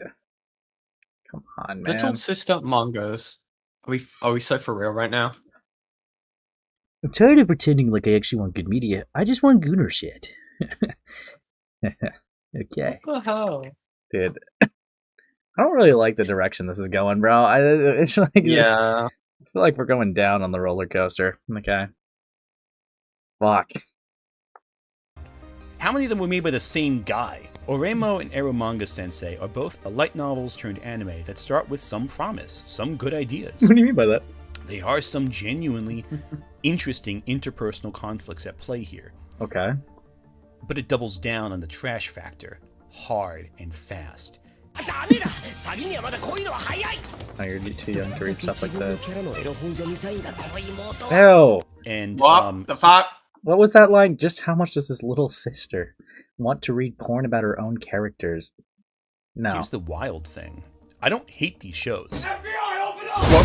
What? They're so trash. Why did he just answer themselves? Why do you have that? Yeah, where's the twist, Anthony? As you can see, Give me the twist. That was actually a plot twist. I wanted you to actually think I was a pedophile as a way to be nuanced and mysterious. It's a very literal device that is very technically placed for the viewer's enjoyment. I'm so scared, bro. Bro. So this show's self-aware. That their awfulness implodes upon itself, creating a black hole of quality that one can only bask and stare at and marvel at. It is a self-sustaining dumpster fire. I would never say any of these shows are good. You turn but away they from are it. memorable. You don't watch it. And that's something that so many of these other disposable copies can't claim. With fan service, you have unlimited potential. Keijo is a sports anime that centers on women knocking each other over using their hips and butts. It turns fan service into a tournament arc. The thing with these shows is that the premise and fan service, or fan disservice in the case of Mysterious Girlfriend X, has to tie into the plot. Ties in with Mysterious Girlfriend X, it's a romance story. But not in that way! But he's these two weirdos. Keijo is a tournament arc, or Reimo, this is that's fetish the core content. conflict. This is fetish content. High School There's a of the difference. Dead, however. We're not bringing up fucking High School of the Dead. Come on. There's a difference, right? There's a fucking blatant difference between making your entire plot based around fan service for the point of fetish content, and it being, I guess, a required aspect for something like a rom-com or like specifically a romance. Dude. If you have all the characters above the age of 18. Dude, this is such virgin, touchless loser behavior. Has some ridiculous fan service, and none of it connects to what should be a dire plot. There's a zombie apocalypse going, and more people remember that scene where the bullet travels between the one girl's breasts than anything else. Which is actually not even physically possible if you really think what happens in the show. One of the most infamous fan service anime ever is Aiken. It's a 2-episode OVA based on a much longer manga. And it is so dull. It is so dull. This just looks like something like, you know, if I was in a group chat with Doodle Tones, they'd be like, have you actually ever seen Aiken? It's actually like really fucking good, dude. Yeah. Like, I really like the green hair. They would have one of these characters as like a still for a fucking video, man. Dude. It is a drag. Nothing happens. The premise is girls with massively bloated boobs. Okay. That's it. Okay. That's the gimmick. Just big boobs. It wears thin very fast. Wow, look at the huge both. Okay. And that's why me, Anthony Gramuglia, prefer the high school examples. It's too big for my taste. I started getting into this with My Dress Up Darling, but a lot of fan service, despite being focused on big talent. But I'm the one with the most talent here. It feels strangely sexually conservative. The protagonists don't ever make a move on one another. They don't feel that uncomfortable urge for intimacy or engage with how that complicates relationships. So he's a cop. They're just pining, they're staring, they're looking, they're oogling. But they don't engage with the complications of sexual relationships. Sorry, did you see that one clip for a second there? Don't worry about it. And that's something we didn't really see as much in older anime. Legendary anime director and Gundam creator Yoshiyuki Tomino has expressed dissatisfaction with the sexless nature of popular anime. When asked about Makoto Shinkai's films, Tomino said that Shinkai's work are often described as stories about a boy and a girl who are always stretching out their hands towards each other. And he then added, and yet the boy's hand never reaches the girl's crotch. Okay. To elaborate, Tomino continues, a lot of people could relate to the feelings of yearning depicted when these characters ask and are asked, what is your name? But even if the characters possess wholesome feelings of admiration, they don't take that step towards declaring love and touching the other's body. That pent-up, unresolved feeling is connected to Tokyo's submerged state. I was surprised that so many people could relate to a resolution like that, to the extent of pouring over 10 billion yen into the box office. Tomino comes from a different era. Back in the 80s and 90s, anime like Ninja Scroll, Wicked City, Cyber City Oedo 88, Violence Jack, Devilman did not hold back at all. You wouldn't recognize a goddamn vampire if one jumped up and bit you on the end of your fucking dick. While there seemed to be more fan-service content nowadays, all of it feels unremarkably tame compared to what we saw back in the 80s and 90s. And that's really underwhelming because you would think these stories would build on what came before, not regress. While it just feels like you just got desensitized to some insane, freaky gooner shit, and now just the vanilla stuff is just not good enough for you anymore. Yeah, he was literally saying like the whole. It's like, oh yeah, everything keeps taking inspiration from one another, and then you've got these examples where you've got the spit fucking drinking manga, you've got the fucking big fucking tit manga, you've got the I don't know, using your ass in a sport manga, like, huh? What is this the difference you need to see in society? Like, what the fuck? Yeah, I read Berserk. It was too vanilla for me. Yeah. That's not what you're meant to get away from Berserk. It's horrible. Ow, it's too vanilla. Anyways. All these stories were exploitative. They man. told stories beyond the fan service, and often the fan service could be downright unpleasant. But now, it's relatively safe. It's not shocking. It's not controversial. You rarely see anything too extreme or mature. Unless it's hentai. And I don't feel like making an video essay about Metamorphosis today. Oh, God. No, don't feel like making it about about that? today. What's your thoughts? What's your thoughts on this cool Metamorphosis show? Dude. Dude, fuck me. But Metamorphosis is kind of what I want to see more in fan service. Really shocking. What the fuck? Whoa. Hold on. There's not even an argument there. You see, Anthony, that's not even being like, I appreciate these dark themes being dug into. Okay, it's very interesting when IRL topics it's covered. No, you're talking about wanting to see this shit more in fan service. What the fuck? This is a horrific thing to end your video with. It was already bad enough, but It's not even over. There's still a good 10 minutes. Okay, hold on. I gotta really take that in. Hold the fuck on. Today. But Metamorphosis is kind of what I want to see more in fan service. Really shocking, really upsetting, unpleasant, disturbing, but meaningful. Okay, bro. Okay. That's not fan service. Okay, again, I keep bringing up the Berserk example. Berserk doesn't have fan service. The intention of Berserk is that it is meant to be horrific, it is violent, it is disgusting. It's a dark fantasy, and it is meant to be horrid. No one looks at Berserk and goes, licking my lips together. From my understanding of Metamorphosis, it is like a hentai manga, where its sole creation was for sexual gratification. What are we doing here? That I guess would be called, fan service, but it is like murder rape. Dude. What the fuck are we doing here? Thank you for the 2, Starbird. Ace, I'm sending you a DM. Give me a moment. Dude, I'm just... I don't know, man. It's like, obviously, I think we all got the point when I played, awesome, amazing YouTuber Miss Zizi's video on this alleged fan service. Okay. You played the Zizi one? Nice. Yeah. Dude. Friend of the Ace channel, by the way. Dude, fuck off. Fucking hell. I'd rather be upset with a piece of art than feel nothing after finishing it. Also, something else older shows had that's very important. Adults. People with different body types. Okay. I love the kind of woman that will actually just kill me. Based? But no, that was right after something evil. I can't even give him that, but no. Okay, thank you for the 5. And Ace and Yen's brains broke right then and there. Drinks beer. True. Dude.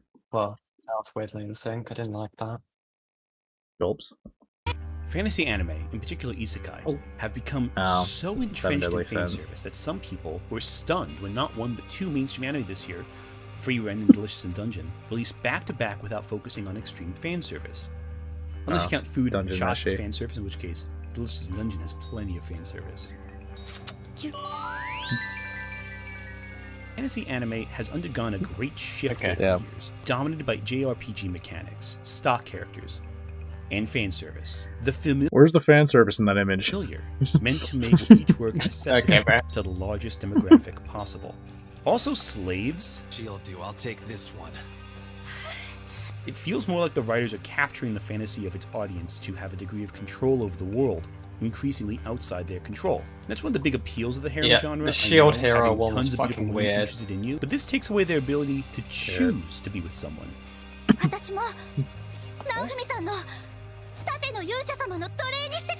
It feels like really No. Yeah. So Shield Hero, I don't know what points we're making. Shield Hero is fucking weird, right? You see, the girl on the left. Yeah. She was bought as a child by him to be to get her, I guess, out of slavery. But it is more so he basically grooms her. He basically grooms her, and then she ages, I guess, right? And it's really fucking weird. It's really weird. She develops like romantical feelings towards him. It's really groomery. It's really groomery. I don't like it. I don't like it at all. That's why I dropped it. Right. But yeah. Yeah, this is fucking, I don't know, man. I think the guy, it just seems like I said, he was exposed to a lot of degenerate, weird content when he was a kid, and that affected his interest in development. And that's why he's not into vanilla stuff. But he decided to make a video about why the vanilla stuff is mid and it should have more spicy or dangerous things. And yeah, that's I don't understand because it's really weird that he's coming. I don't know. It feels weird. At least it would have a few months back coming from Anthony about this whole argument. But also, yeah, what else would it be? We were meant to be deriving from this. The fact that oh yeah, I don't like this normal shit. I want some more weird shit in my life. What else is meant to be grasped from that? Yeah, odd alert. Wish fulfillment more than a well-constructed fantasy world. Maybe that's why a lot of these shows don't actually engage in intimacy, because intimacy means surrendering control. Some shows like we do with Healer have this real cruel streak in them too. It's unpleasant and misanthropic. It's a lot of assault, a lot of abuse, and it's just not fun to watch. Don't watch. Oh no. We're not showing this. While a lot of this fan service feels predictable, there is one subgenre that is overflowing with creativity, and it usually has some of the best fan service I've ever seen. And I'm gonna be honest, I do love this stuff. That's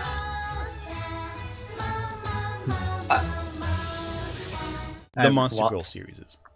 Monsters offer character design. Case in point, he's not into vanilla stuff. Okay.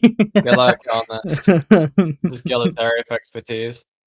Yeah, see, this is stuff that Gilla, I see on his feed all the time. He's like, oh, but they're all men. Yeah. Yeah. Fucking hell. I don't like the way he says that, because this entire video is kind of devolved into him saying his sexual fantasies and sexual interests. Like the way he's like, this is the stuff I really like. And I'm like, what the fuck, dude? Honestly, I just really like these fucking things. Just really love Monster Girls. You ever seen the show Peter Grill? Oh, I really fucking love Monster Girls. Oh my god, fuck. Don't say pedophile and spam it, Gilla. Fuck you.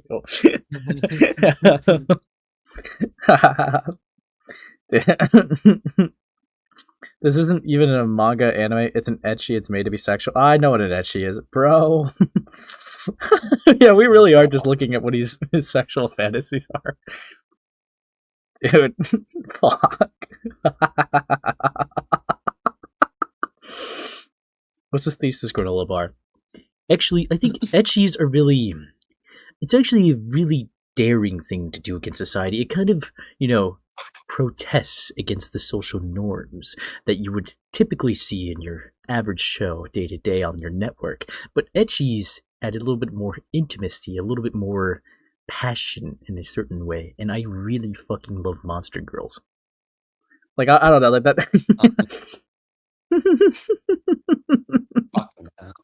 Gulps. But yeah. We interpret tons of classic monsters and fiends from fantasy mythology as cute. Look at Abyssal Grey comment. What, the one where they're saying we're looking at Anne's goon material? Yeah. Yeah, Why are we pulse on this? Wait, hold on. The slime girl, I recognize her. It's the one Susie Doodletone's using her commentary with Mr. Medic. No. Yeah, it is. Girls. It is. It's a character designer's dream. No. And anyone who loves. No, it is. No. It's Denny Tones. Fuck. Loves creative character design. You know who Gramuglia sounds like? Who? If Denzel Crocker was on Prozac. Dude, it's so over. It's over. Oh, you know who it is. You just don't recognize the name. If I say something like "Fairy Godparents," maybe that'll get through your brain. Okay. Yeah. So we're kind of cooked here. Bro, I don't know, man. Like, it really just went into like talking about fan service roughly to just his sexual fantasies. I'm aware. Dude. Oh, you you should have been there in my stream. I found out he was in a very interesting server for a while. Oh wait, was this the weight thing? The weight the Stardew Valley gain weight server? Yeah. Yeah. What? Dude, it adds more spice. You see, Gramuglia is on the same wavelength as Thomas Preston, Mr. Inflato Bear. Dude, fucking hell. Stardew Valley, wait, what does... Yeah. It means exactly what it says. It's a fetish thing. Oh. Oh no. Dude. Is he still in it? No, apparently he left. But it makes some of the things he says here very, very much so more interesting. Oh. So, right. Lio, how much would you need? All right, how much support would you need to make a video like Anthony has, where you just start talking about your favorite things to see in media like this? What do you mean like this? You know, in a bit more of a saucy or spicy context, fan servicey. I just go read a 90s Jim Ballant Catwoman comic. Okay, bud. What? So, dude, it's Catwoman. She's an adult. She's attractive. What else do you need? It's like the reverse thing of Anthony's interests. Wait, hold on. What's that other universe called again? Because I low-key like her more in the recent universe. Absolute. Like, I ain't gonna argue about Absolute Catwoman, okay? Like, yeah, I like Absolute Catwoman better. Good. Yeah. they're different. Have you seen the 90s Jim Ballant Catwoman? Because, I don't know, man. Pretty good. It's pretty good to look at. Okay, fine. What do you mean you're not into two characters exchanging spit with each other or monster girls? Well, I mean, like, does making out with my wife count as exchanging spit? No. Well, then why would I? You don't have, like, a napkin in front of your face while making out or whatever the fuck they were doing in that show? No, because I'm 40 years old, and I'm not a weirdo like that. Interesting. I keep telling people, if everybody was just into adult goth women, we wouldn't be having these problems. See, I noticed, like, when I was, like, looking into the comic or the manga, I guess, for the Metamorphosis, I noticed a lot of people in the media review space glazing it. I don't know. Yes, you see, they're trying to big brain it, like it's just some sophisticated inner look at the terrors of these things instead of just, yeah, this is obviously fetish material. It's people trying to romanticize and philosophize really weird, freaky, terrible porn. Yeah. Right. Underage sex work and rape. I mean, I think... That's even sex work, man. That's just sex trafficking. Yeah. True. Yeah, I mean, I just... It's one thing to talk about, like, dark tones and themes, but, like, I don't really understand the whole, like, the utility of having detailed, like, sex scenes with a child, but, It's a utility if you're into having sex with children. it's kind of, it's really off-putting. Yeah, well, it's starting to make sense why he's never concerned himself with kids have access to pornography, so, you know. Yeah, I mean, honestly, it kind of blows my mind a little bit, right? Because it's like, it would be one thing if someone tried to argue, like, you know, fictional media having like dark like themes and dark tones, but the guy just straight up just calls it like fan service in his video. Like that just he's a freak. That completely throws that argument out the window. Yeah, again, the guy's a freak. Why do you think I've been trying to point you to this video for months now? I was busy. I was busy. You were sleeping. I was busy. You were a busy bee. I know. You were a busy bee. I know. Dude, I love Anthony. I love Anthony. I love talking about it. Okay, it's awesome. I was busy. I just kind of wish we knew about this video before the debate. It would have been awesome. He just says things, man. Yeah, you just say shit, man. You know, you see, he only said it was fan service because he was just going off the vibes of the manga. Okay, he didn't actually. Okay. He won't watch the content of people being critical to him, but he will watch the teen pregnancy rape manga. Yes. Well, that wouldn't be a first, considering he apparently read the entirety of Stockholm. So, for research purposes. Why am I surprised? For research purposes. See, what I'm going to do in my next video is I'm going to break down Lily Orchard Stockholm, and I'm going to tell you how it can work and how it does work in at least some way. Now we can go into whether or not it's morally correct. But I'd like to analyze the themes used here and what it actually says.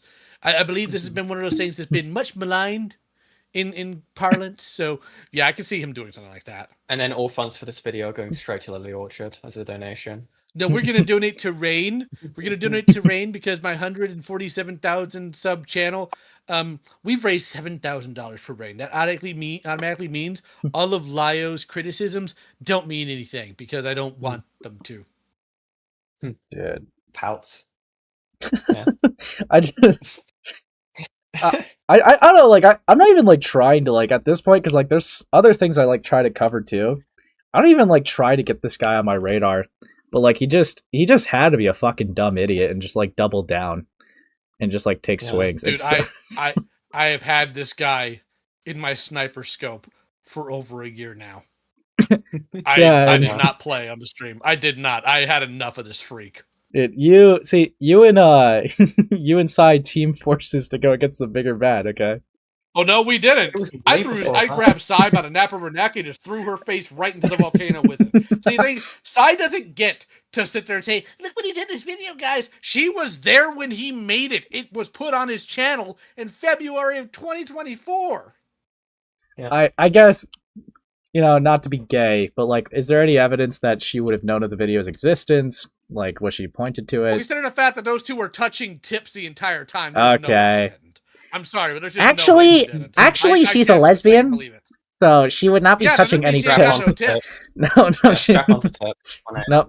nope. Oh no. I mean, I kind of find it funny to see Sai swing at certain people. I was even though I think that she did have the correct take with Skitty, it's still mind-blowing that she's the one making the take, because it's her server is not too different. If at some place it's kind of worse. Yes, but it's okay. She's fine with that, and so is Gramuglia. And if I had a nickel for every time Gramuglia has been in a server where people have been weird to kids, I would have 20 cents by now. Dude, it's so weird because it's we got the right-wing media reviewers, it's they're fucking, bigoted. We got Critical Drinker, and then the left-wing media reviewers just has kids and porn in their servers. It's really fucking weird, Lyle. It's really... I think they all suck. Just for different reasons. I mean, yeah, we got that's not it's so weird how common it is. You got Skitty, you got the Birdman, you got Otterly Noah, you got Cy Scribbles, you got Limus T Slime. It's why just get kids out of your community at this point? You guys clearly can't fucking manage shit. It's... Whoa, no, hold on. How dare you dead name? It's Noah Divergence now. Ah, dude. True. See, it's why it's going to be awesome whenever I start doing media review content. Okay, I'm gonna be the one to not have kids in a Discord server. Gonna break social norms. No, you can't. Are you gonna talk about Ruby? Huh? Are you gonna talk about Ruby? Nope. Okay, because you are a trans woman and you're Ace's friend. I think that's kind of a requirement. Interesting. Nope. I want to talk about a dark British comedy show, and also. Does it have fan service? Mm-hmm. No, it doesn't actually. It's nope. It's got suicide. Wait, how would my friend be, a contributing factor into talking about Ruby? What's going on there? I'm making a joke about Raven.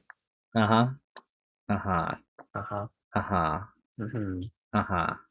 And to Mooney era, Mr. Lyo, is it true you once tried to have a femboy harem, or is that a baseless rumor? Well, I almost did, but What? Gilla refused to join, apparently. What? So, obviously that's the truth of what happened. No, of course I never tried to have a femboy harem. What's wrong with you? I don't know. You gave Freudian it slap. now you gave it a basis, and now you're like realizing it looks bad, and you walked it back. So Yeah. Dude, if I was gonna have that type of harem, why would I care if it looks bad or not? Optics. Yeah, you are. Since when have I ever cared about optics? Oh, I don't care about the optics you of always harem. actually, Lio. We have business calls every week, and you're like, "What would be the optics of this decision of like swinging at the spurg?" And I'm like, And then, we think about it. We go on the writing board. It's Totally. And then Ace doesn't say anything. Doesn't have a chance to say anything, and Liar's already made a video. no. Whoops! Drop the coverage. Oopsie. Yeah, I mean, I think you care about optics a little bit. Just a tad bit. I only care about optics in so much as whether or not I'm able to get my point across to the audience. Otherwise, die. Yeah, that's why you do certain things. Like Things and stuff, huh? Like having femboy. Totally a femboy harem. God. Yep. Honestly, unironically, if there's anybody in this space who probably does have something close to a femboy harem, I've seen your server, Ace. It would probably be you. Hey, you leave Gilla and Netherless alone, okay? They just were wandering straight. You're right. I know. They're part of your harem. I should mess with them. I get that. That's my point. I don't. Your server's scary. No. I don't like the numbers. They're very scary. What's wrong with my server members? They're like really wholesome. They said that they wanted to. Anyway, I'm not looking. Don't worry about it. Don't worry about it.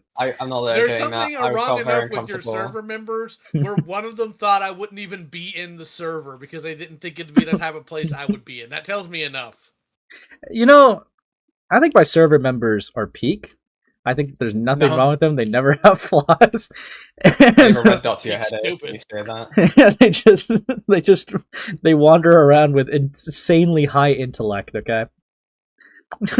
Your server is full of hyenas, and you know it. And he giggles like a hyena to prove his point. Yeah. You see, he's like, yeah, they're my guys. They're. I'm sure your femboy harem is your guys. No, I'm like Decepticons. Roll out. Yeah, I just sick them on people. It's awesome. Like, oh look, there's that guy. And they wind up biting each other. Dude, they bite me sometimes too. Okay, it's all fair game. You know what? Sometimes I think your server members are a lot like sloths, where no shortage of their fatalities are them grabbing their own arms, thinking it's a branch, and falling to their deaths. Yeah, that's so true. You see, I think it's all fair game. They swing at everybody, including myself. They've been doing the same joke since November of last year. Okay, so like that. Yeah, they're. I will be minding my own business, and then I'll get a ping from either Ace or Spurgatory, and for some reason I am being mentioned, and it scares me every time. Because it's most other than not, it's something horrible. They're like, we love you, Yen. We love you. Yeah, that's the issue. That's the fucking issue. What happened before you start streaming, you fuck? Like, no, stop that. Back it in. It's fucking weird. We love Yen the Yen. They're just being fans. Come on. Actually, let me grab the post. Hold on, Anyway. They're just being fans from what? Millennium Girl? Stalkers? Yeah? Yeah. I don't know. Maybe I'm just used to stalkers. I don't know. Interesting. I think I have issues. But no. Think. Yeah, think. Yeah, I could think. Well, I will leave Mr. Femboy Harem and Mother Yennefer to their thing here. I'll catch you guys later. It takes one to know one. Right, yeah, see you later. See you later. Why do you leave with me able to say that? Yeah. Hey, yeah, normally that's really out of character for him. Actually, normally he'll just say bye, and before you have a chance to respond, he's gone like the wind.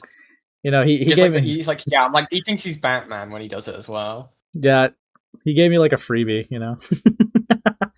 Yeah, yeah, and you'll never guess who just like sent me a friend request just now. I'll send it in DMs, but we're gonna go back to the video. I'll try not to blurt it out loud. These are the shows I love, because you get to see all the creativity on display.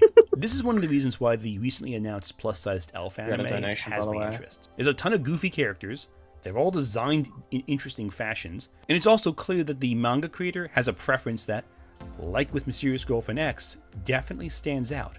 Oh, and the most important part, the characters are adults. But among all of we these love adult monster characters. harems, there is a champion. A savior, interspecies reviewers. I adore this series. No. This is the gold standard. No. It's a shameless plot No. with a simple conflict that services No. service. I know what It's this so is. outrageous, No. so shameless, so everything at once. You don't that like it? transcends genre into becoming No. perfection. I have no idea what it And is. It proved so hard to market, both in Japan I'll and just the explain West. it. Okay. Really quickly. Yeah. Also, don't. Bunch of guys don't go blame my around voice. to a bunch of fantasy brothels and go ahead and try and crack all the monster girls. Okay, but is it like That's consensual? all it is. Are they all grown adults? It's brothels. It's like sex work. And Oh. I don't know because I never watched I never watched it. I just knew it was a thing in those because fuck's sake, Ace. I just saw what you sent me. Anyway, speaking of crazy, anyway, yeah. The only reason why I knew about it existing is I'll sometimes get those like top anime airing this season type of things, and then that'll subscribe to me, and I was like, Oh wait, okay. Fuck! I just realized I had some donuts. Thank you, Bomberman, for the 2. So Lio agrees that Ace and Gil are lovers. No. And thank you for the 5 Netherless. Considering we just established I'm an Ace's femboy harem, no wonder he wants me as a soldier. Hey, fuck off! I know what you are. Anyways. Dude, there's quite a bit of you. Let's like up and get to 50 likes. I believe in you. And subscribe if new. It helps the channel a lot. Dude, we're getting pretty close. Yeah. We're actually getting pretty close to 3,000 subscribers, guys. Like, we're like, you know, Unsubscribe. less than Keep 60. him in his place. We're like less than 60 subscribers away. It's awesome. Yeah, keep him in his place. Yeah. Yeah, but let's do it, guys. I believe in you. I believe in you. I don't. But anyways, let's keep going. Streaming services took it off their services. No one wants to get this PR disaster that was interspecies reviewers, and so no one has really tried even attempting to copy it since it came out. It stands apart. It stands out for being so much like porn that people don't air It's it. also fascinating when True. you see a fan service show aimed for female audiences, because all of the show is about intimacy. It's often... Yen, Uh-huh. I'm going to show you an So- interaction. And if you're not allowed to leak it at all, I am 100% cucking the audience for this one. You are not allowed to leak this interaction at all. Okay. So I'm just eating crackers. I also sent this to someone else, and this is their reaction to it. Anyways. What the fuck? Anyways, we're gonna continue. Moving on. Oh my god, I just realized I left my window open the whole fucking time and it goes right out into the street. I'm closing the window. We've been talking about all this. I'm so fucking cooked. Your neighbor's gonna be like, "Why are you talking about lolly porn?" Great, bro. It's just really crucial That's to so the plot. Fucking hell. touching each other's faces, developing and forging relationships. Seriously, watch a shoujo anime, and then watch a fan-servicey shonen anime back to back. The difference is stark. Compare Sword Art Online to the classic shoujo isekai series Fushigi Yugi. It's in many ways the exact opposite of modern isekai, and much of its fan service bits are shirtless men protecting women, or fighting over their loves, or holding one another. There's a lot of face touching and kind protective smiles. Something similar happens in anime like Free and Yuri on Ice.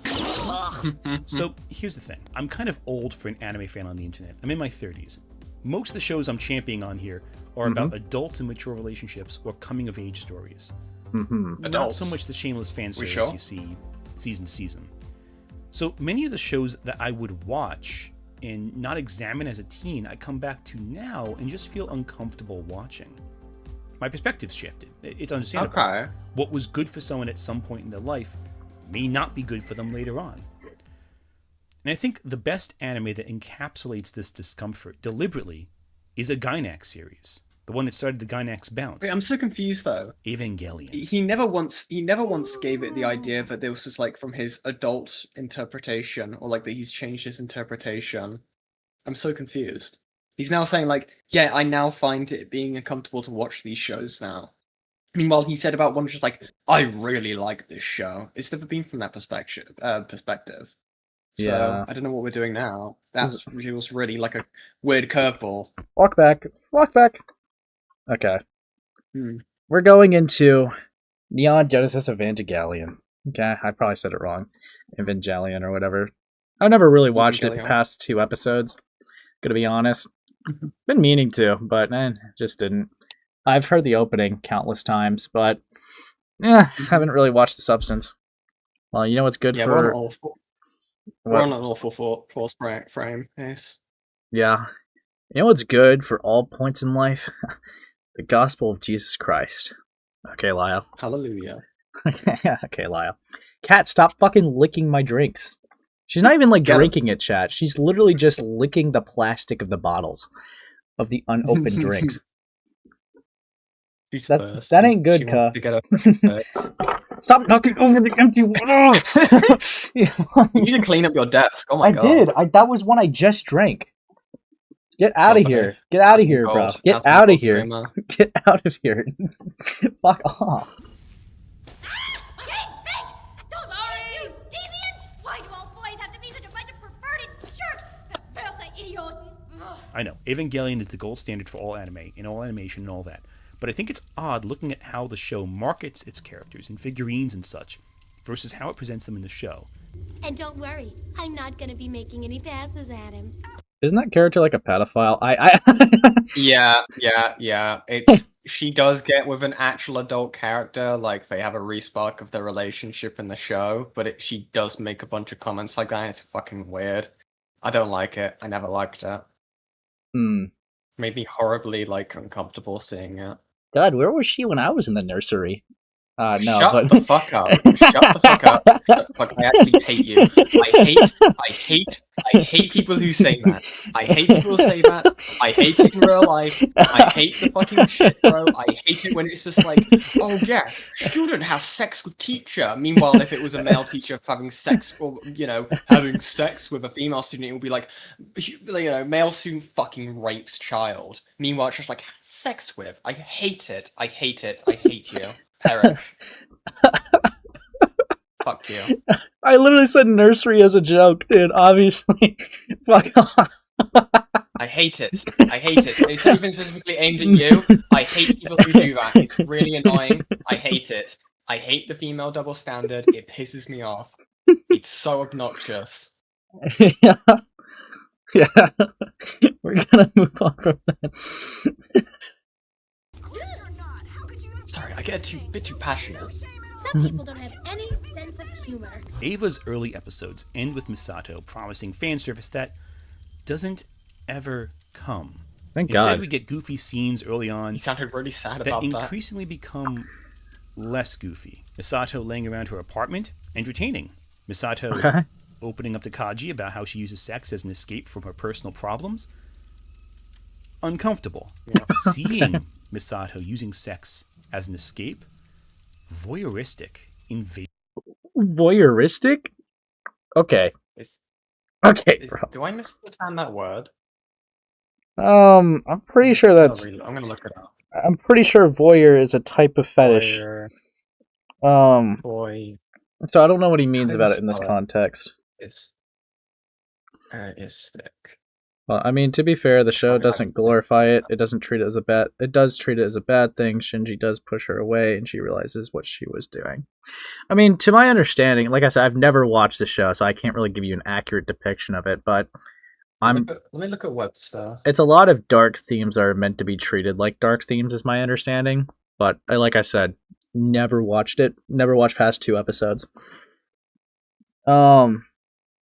Yeah. Having characteristics of a voyeur related to or derived from voyeurism. Yeah, and I'm pretty sure... Voyeuristic means pleasure? Pleasure, yeah. Okay. Confused. Okay. Voyeuristic. Dude. What was charming soon becomes a very unpleasant reflection of her inner turmoil. I'm sorry telling you all this now because I drank so much. Did it really? Would it really kill you to use the dub so that I could just understand what they're saying instead of having to reading? That's enough. But Masato was also an adult. It's way more disturbing when something like this happens with the youngest character in the cast. Mama.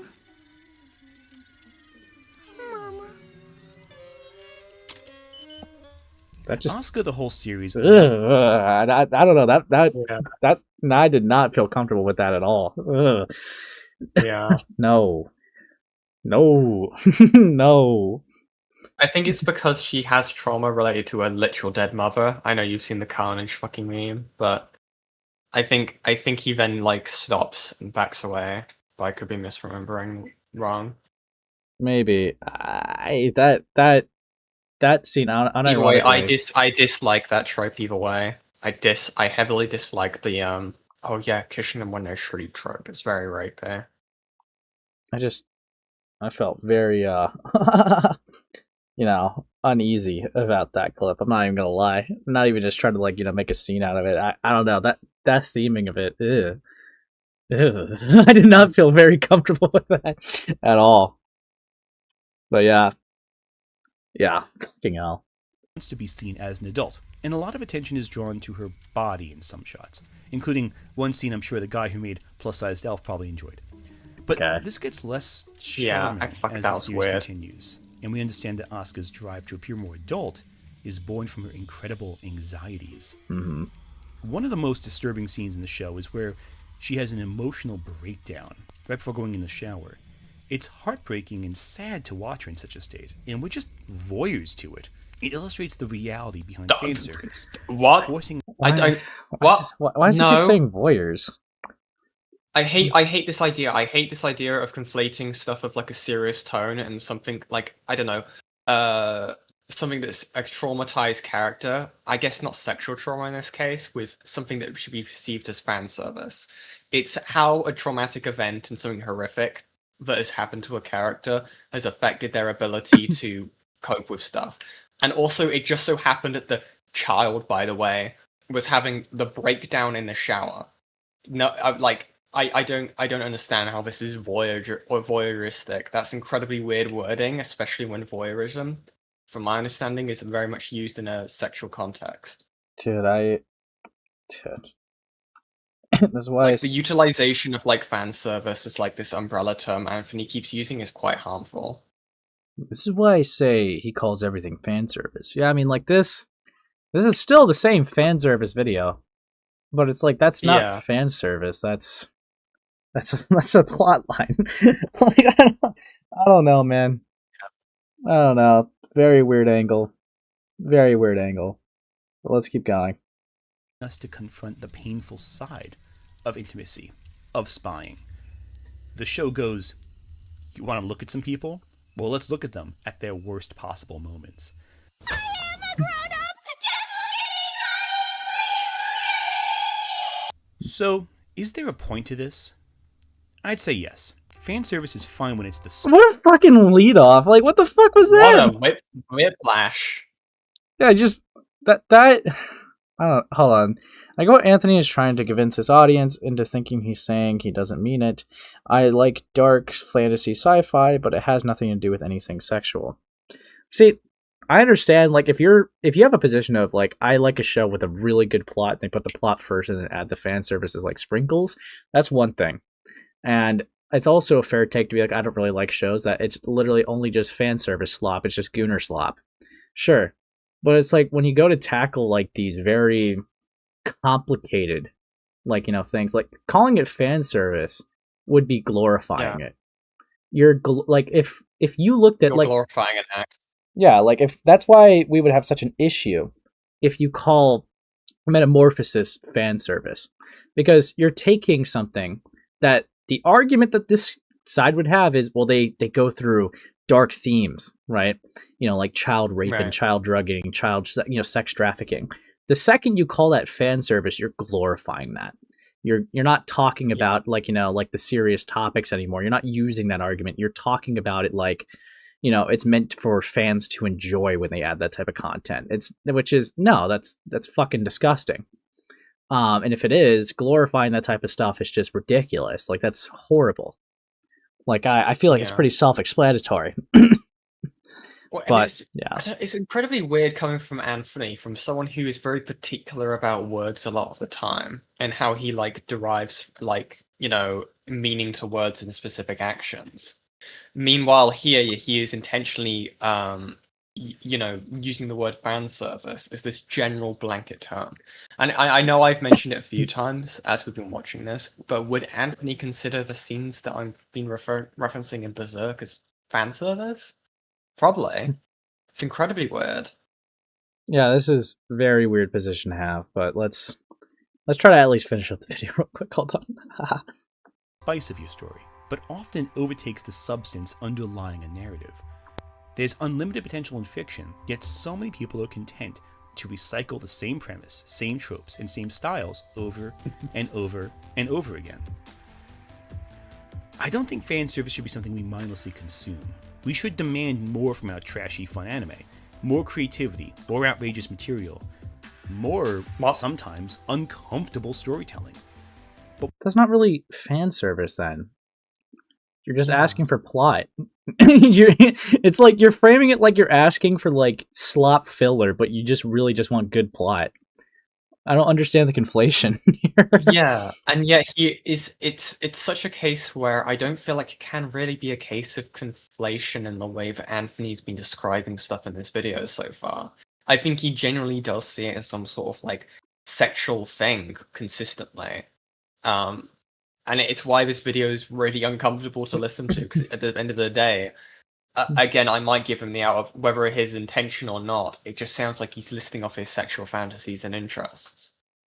Yeah. Dude. Like, I don't know. Just go to the hub, Anthony. Just go to the hub. Alright, these are weird arguments, bruh. We also need better character writing and sincere development. The best fan service shows either find that balance between the corny and the sincere, or go so far into the stratosphere that it becomes legendary. What are you, lol? Legendary fan service. What? Alright. The fuck? I don't think we need to keep looking at emergence, and we did go through this video, so I will visit that video, because that is a newer take on fan service apparently. Yeah, I just wrote that. I'm going to put some jazz on. Why? Well, because get through this whole song. I've actually been through like this and another one like 3 different times because how much I use them on streams. Mythical fan service, legendary. Yeah, I got that one. That's already a very select reference. Yeah. So we have a slap fight between Sai and Anthony. So Sai literally posted this screenshot, which, yeah, this is pretty cooked. Metamorphosis is the kind of what I want to see more in fan service. And like we established, incest, child rape, sex trafficking, child drug abuse. And it's like, why? Yeah. But then, let's see his defense in modern day. Been sent this a few times. I love how he always caveats it with that. Like, he never looks for it. Yeah. He never just finds it on his own. He just gets sent everything that, that he talks about. He just happens to just stumble upon it. Right? Just happens to come across it. But yeah. Sai, the quote is arguing we need more challenging media that disturbs instead of trivializing violence or fetishing trauma. You do realize that just this month, I also recommended I Spit on Your Grave and Last House on the Left in a vid, right? I don't know what the fuck he's talking about with that last paragraph. What? Sorry. The first one. This quote is arguing we need more challenging media that disturbs instead of trivializing violence or fetishizing trauma.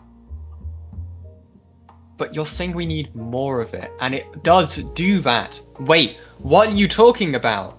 Metamorphosis is a fucking, like, hentai creation. Then nothing about it is meant to be, like, you know, talking about, like, the gritty details of sexual trauma and why it's bad. It is something intrinsically made for sexual gratification. What are you talking about? That is insane. Yeah. It does fetishize it. It is fetish content. It is disgusting. What are you talking about, Anthony? Yeah, it does feel like this is a huge case of people trying to, like, romanticize something that's just disgusting. Yeah. Like, yeah, this is pretty bleak. But someone says, mind you, the author outright said it's just to get Japanese incels off. Well, there you go. Yeah, so people are just trying to glorify something that wasn't meant to be glorified. What's the point of the defending trying it? to, like, add nuance to the rape comic. Like, what are we talking about here? Dude. Like, the author's intention was sexual gratification. You don't actually understand. Stockholm actually has a lot of pluses I would love to see in today's modern day fan service. Again, at what context was... Here's a question, right? And this may feel a bit, like, snarky. But in what context was Anthony reading Metamorphosis? For what reason? Was he on his just being like, I really want to read Metamorphosis today, okay? It's interesting. Makes you think. I'm curious if the guy ever made a video on Metamorphosis. It has been 2 years since that, you know, video. I'd be very curious. Look it up. Sure. Okay, so far, we're pretty deep into stupid territory. Oh. Right, so when I Spit on Your Grave and Last House on the Left is 2 different forms of media. Okay. Never watched it.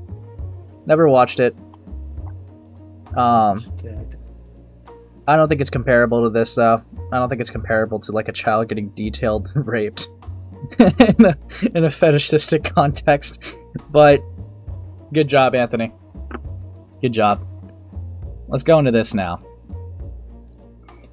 It's absurd how folks hear, hey, dark media can be really good and cathartic to experience for survivors or trauma, and just go, whatever it is you want to say. I mean, if the author themselves is just saying that is meant to be fetishistic, then you're just trying to glorify something that was not written to be that way. You're trying to salvage something that wasn't ever meant to be salvaged that way. But yeah, let's keep going. Actually, if anyone in the server has the author talking about it, like with that, I wouldn't mind showing that on stream. Then we got some random saying, I think this art is important to depict and explore themes and emotion around the subject, especially for victims.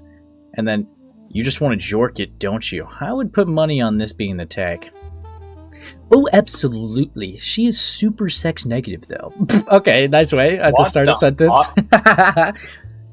Well, I have always been very sex positive. I think it's absolutely cool if you have whatever kinks or preferences you want, so long it's sane and consensual. Which is why people would have an issue with Metamorphosis, because it glorifies a teenager getting raped. Yeah. So that's the issue, Anthony. Apparently, the word in pro-choice are weasel words according to a woman who is probably very sexually repressed. Okay. Then we got Psy. Sex positivity is as manipulative and weaselly as a term as pro-life is. It exists to try to shame anyone who calls out your degenerate bullshit and portray them as hating actual sex in general. Okay. Huh. Pro-life is about controlling people's actions, while sex positivity is the opposite of that. Huh. Dude, he felt tough as fuck writing that.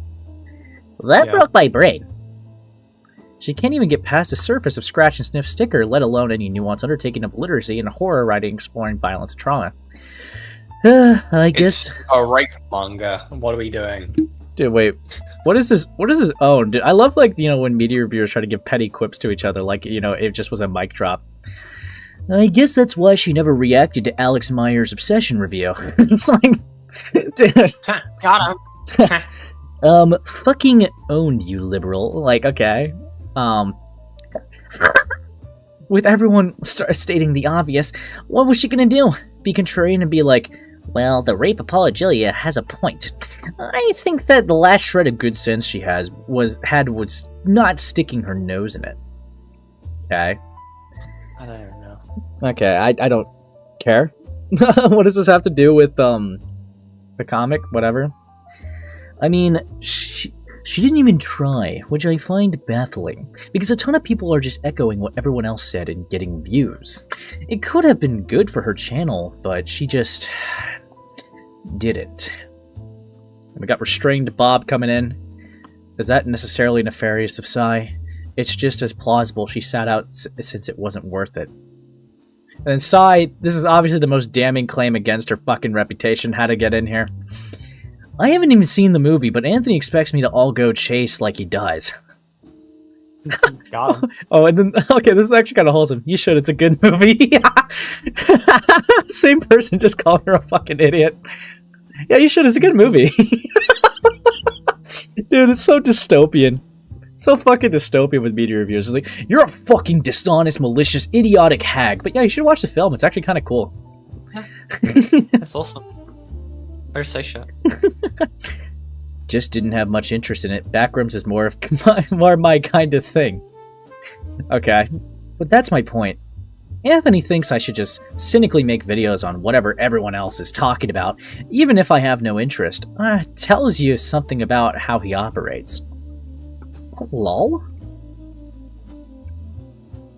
That's a cynical take on Anthony in it of itself. He's always interested in those topics, whether I agree with him or not. I mean, you're just kind of being pedantic here.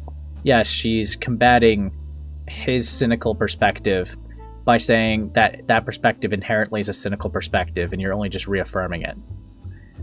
But I like how it's just entirely derailed from the main argument being made of Anthony thinks that fan service that fucking Metamorphosis is fan service. Fucking hell. He's the one baffled why I didn't just make a copycat video on something I'm not even interested in. Okay. She really took the break off hard, didn't she? Very. That's definitely some Psycho X behavior. I wouldn't be surprised if Psy eventually leaves a rabbit boiling in a pot on Ant's stovetop for his wife to find. What the fuck kind of... Okay. What? We do have a lot of rabbits in New Jersey. Okay. Bro, I guess. Just giga autism. She's baiting you into responding, Lamau. Her refusal to move on and leave y'all alone is crazy.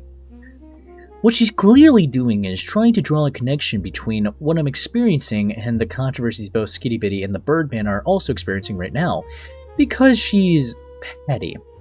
Well, Skitty Bitty... Okay, one thing I can give you for Birdman, as far as I'm aware, you didn't, like, fucking, idiotically just jump in for defense. Right? You didn't, like, sweep or anything right away. However, for Skitty Bitty, that's not really the story. You defended Skitty Bitty without even watching the critical videos. And your excuse for that is that Harmful Opinions is just a waste of trash.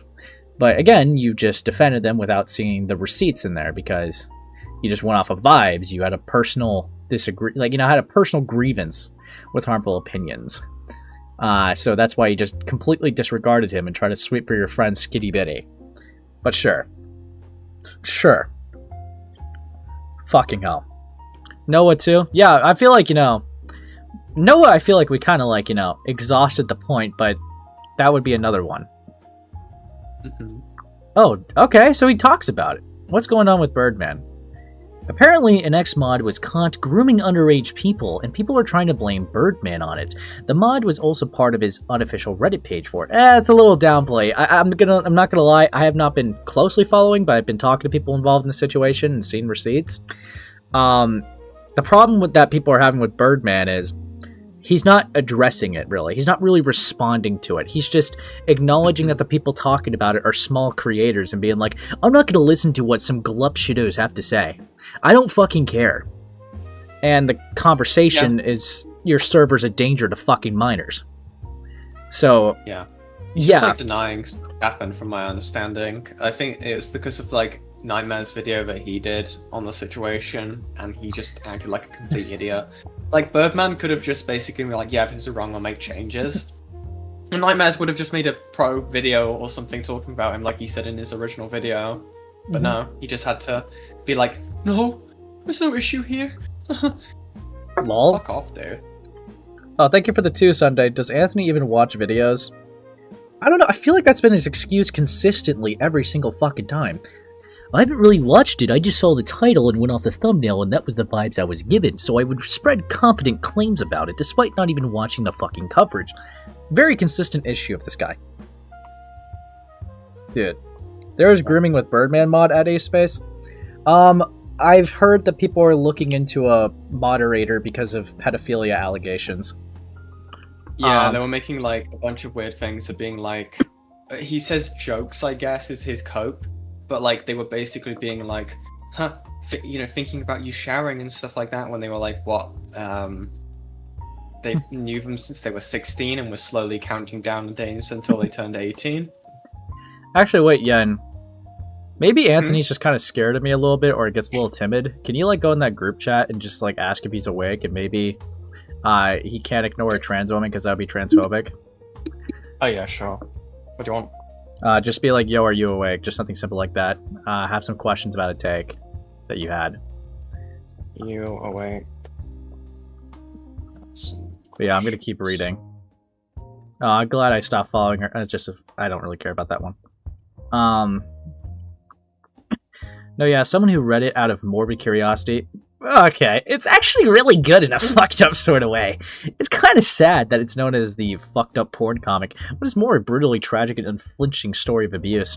If anything, I think it works as a method of flashbanging people just looking for fat material by putting a mirror up to them and going, hey freak, this kind of shit is what you're rooting for. The fuck kind of cope is that? Dude, even the author, apparently even the author is saying it was just made for, like, being fetishized. What the fuck are you on about? Oh no, Anthony, don't do it. Oh, okay. Okay. Exactly. It's a deeply disturbing story about how we as a people push vulnerable individuals deeper into poverty, addiction, and cruelty. That story does not work if you don't feel for the character in every soul-crushing step. It's fetishistic content, bro. You guys are just romanticizing and trying to make it work. This is disgusting. Embarrassing, even. Ugh. I don't get it. No, I don't get it. So... Dude. Fucking hell. But yeah. This is not even where the screenshots end. I wish I could say it does. Oh, no. There's a main protagonist in I Spit on Your Grave, get her revenge on her rapist in a Tales from the Crypt style ending, or am I thinking of a different movie? More realistic, but very karmic. Okay.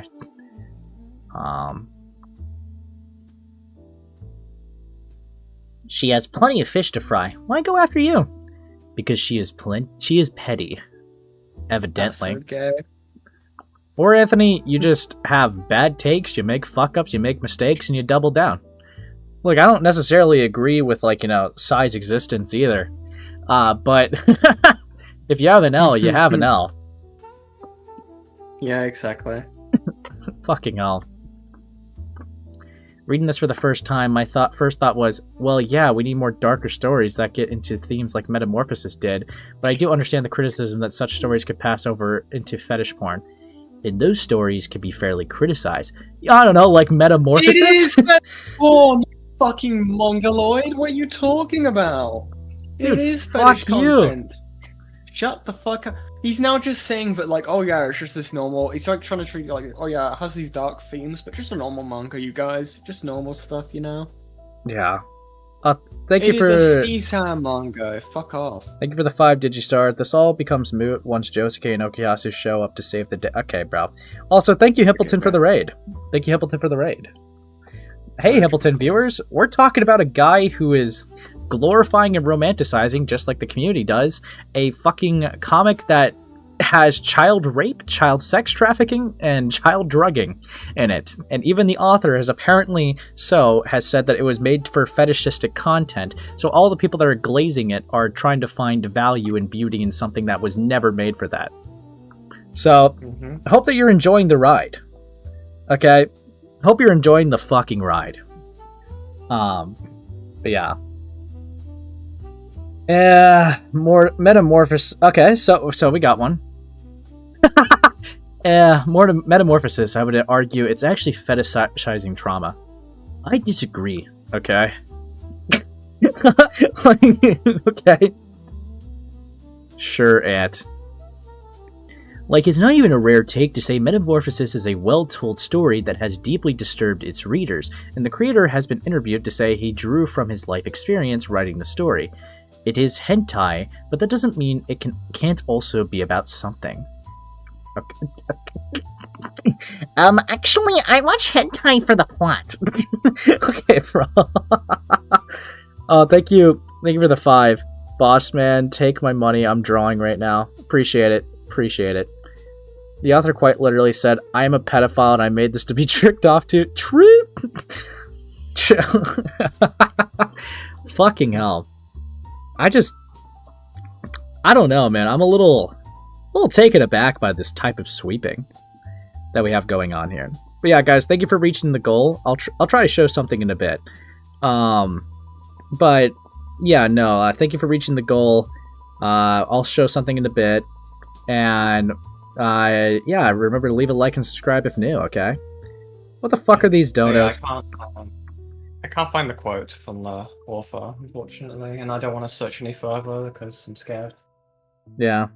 I kind of want to see if the chatter has something.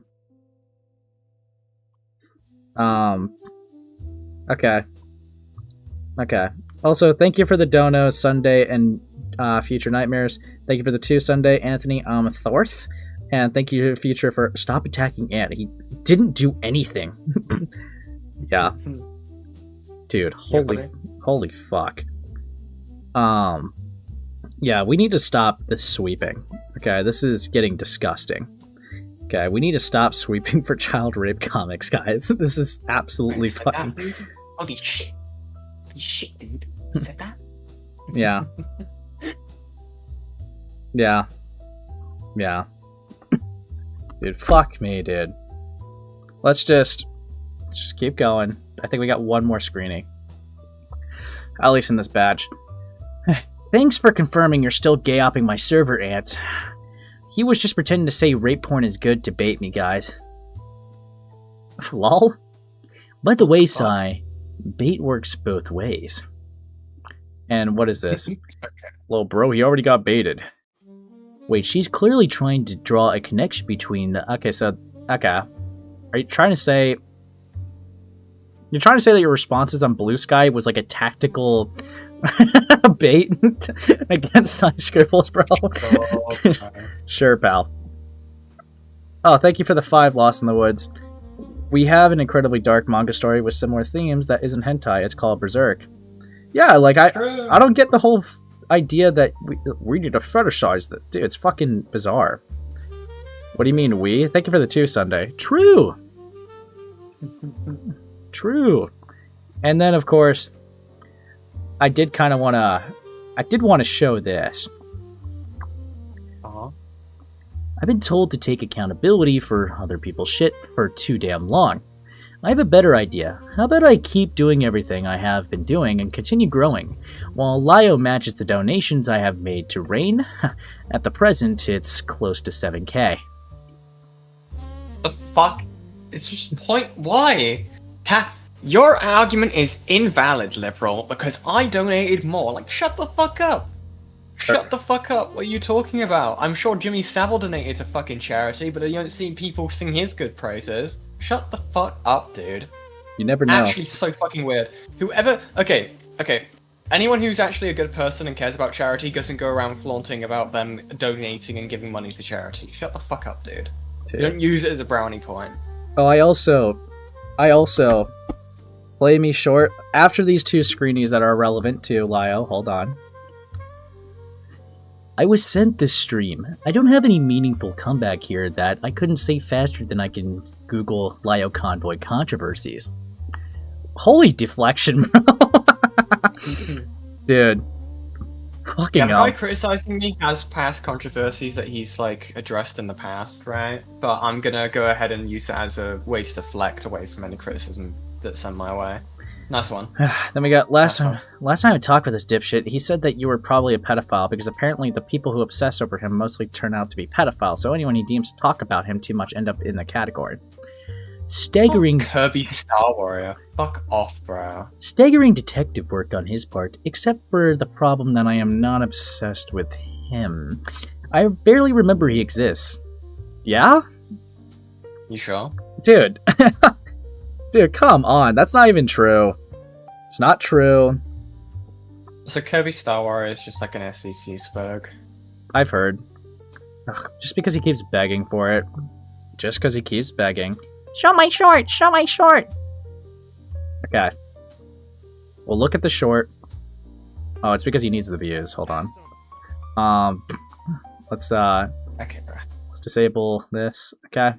Let's look at it. As you may know, I did a stream last night about a media critic who doubles as a social grifter named Anthony Gramuglia.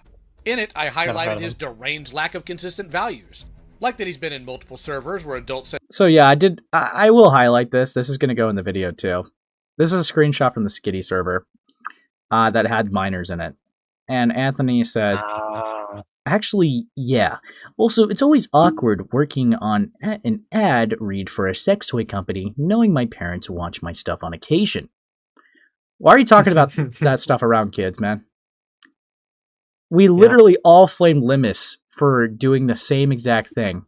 When it came to even just the advertisement with like the sex toy thing, we all flamed the guy for it. Why the fuck are you doing the same thing? You're so fucking stupid. And those who forget, Skitty server isn't age-gated in the slightest. This was in the general chat. No, the Skitty will try to tell you it's a completely safe for work server. Yeah, so, it's just a fucking lie. Yeah. Dude, fuck me. It's so stupid. But, yeah. We'll keep it going. We'll keep it going. Said sexual things around kids, or where the kids were given...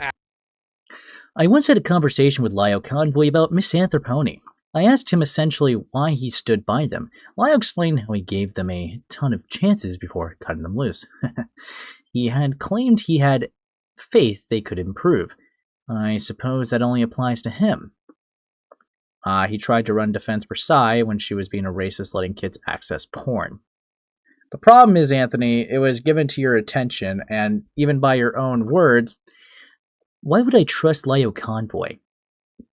Instead of actually looking at the substance of the argument. So that's still on you. That's still on you. But yeah. What's the thing? They didn't want to cut off or swing at Sai because they didn't want to give Lyo a W? Yep. I didn't want to give Lyo Convoy any ammunition. Sure, bud. Yeah. Fucking pussy. Access to porn, that he offered to give infamous child predator Lily Orchard $700. I love that that's right there. It wasn't $200, it was $700, and as I recall, you thought my idea... It's literally... I love how they corrected... Actually, I wasn't going to give the infamous pedophile $200, it was actually going to be $700 for a debate. Checkmate. Yeah, checkmate, liberals. Like, okay, dude. Good one. It's so dumb, bro. It's so dumb. $700 to Netanyahu right now, said Anthony. Fucking idiot. To review Evangelion because he felt bad for her, and, well, this. But now, it's relatively safe. It's not shocking. It's not controversial. You rarely see anything too extreme or mature. Unless it's hentai. And I don't feel like making a video essay about Metamorphosis today. But Metamorphosis is kind of what I want to see more in fan service. Really shocking, really upsetting, unpleasant, disturbing, but meaningful. Yeah. Like, just such a cooked clip, bro. It's such a cooked so weird. clip. He brings up earlier in the video about, like, the tension of, like, you know, will they, won't they, with, like, a romantic context behind it, right? And now he brings that into the level of like, you know, uncomfortability, you know, like rape.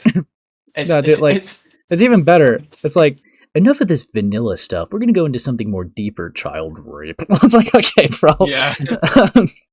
Dude.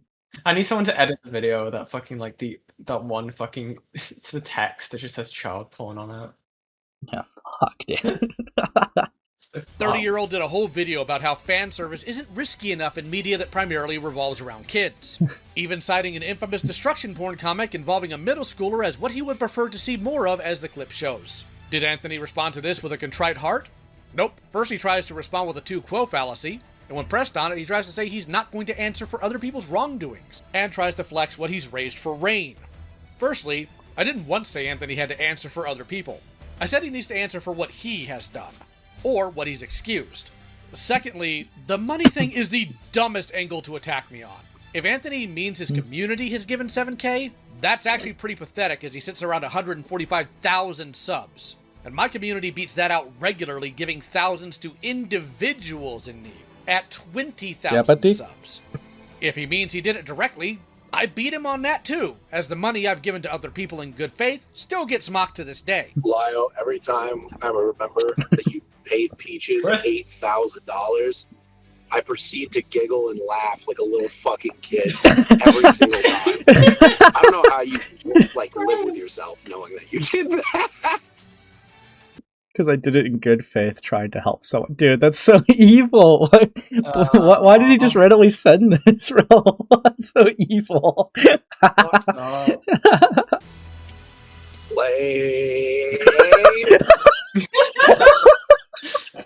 Chris is fucked, man. That's fucked up and evil.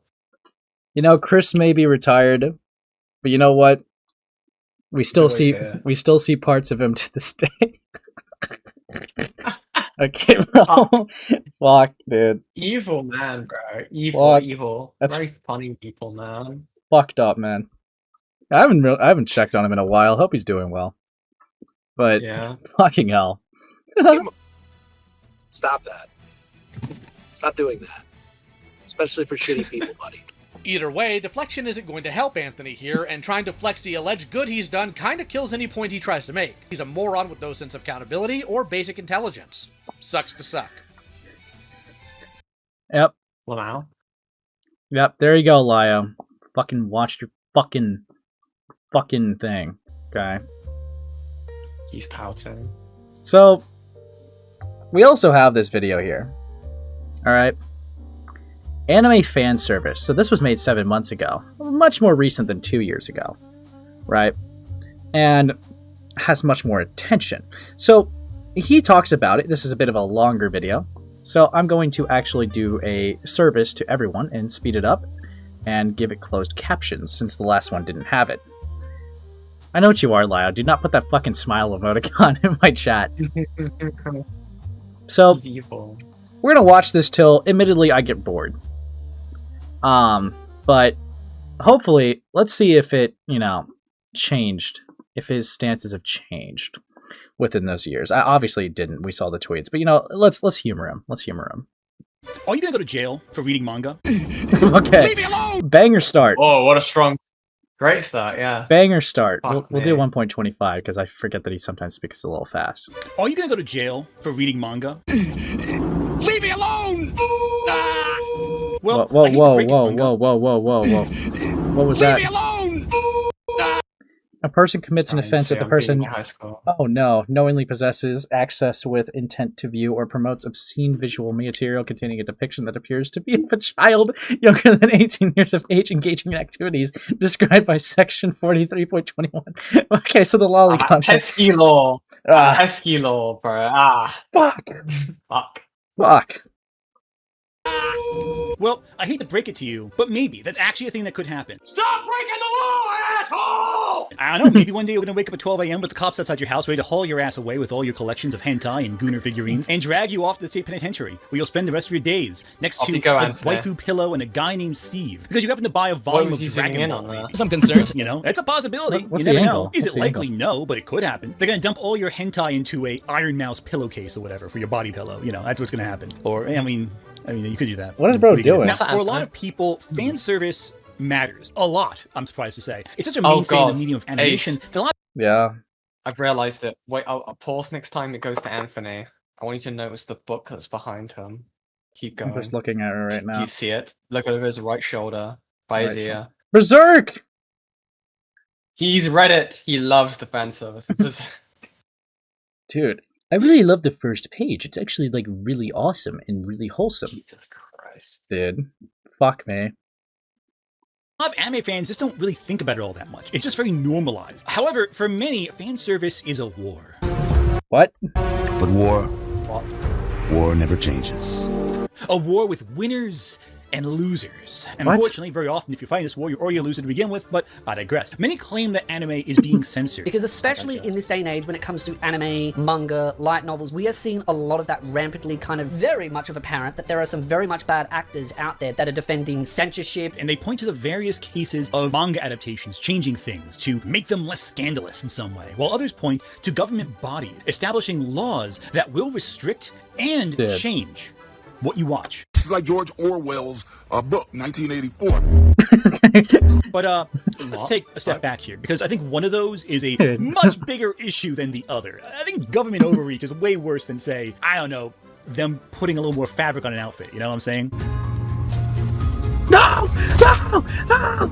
But maybe we'll defend fan service by calling it what the fans want. I have a different argument. I think fan service should be defended not because it's enjoyable. Can we define fan service? Because you kind of like, you know, it feels like you're using it too, you know, generally, right? And too vaguely.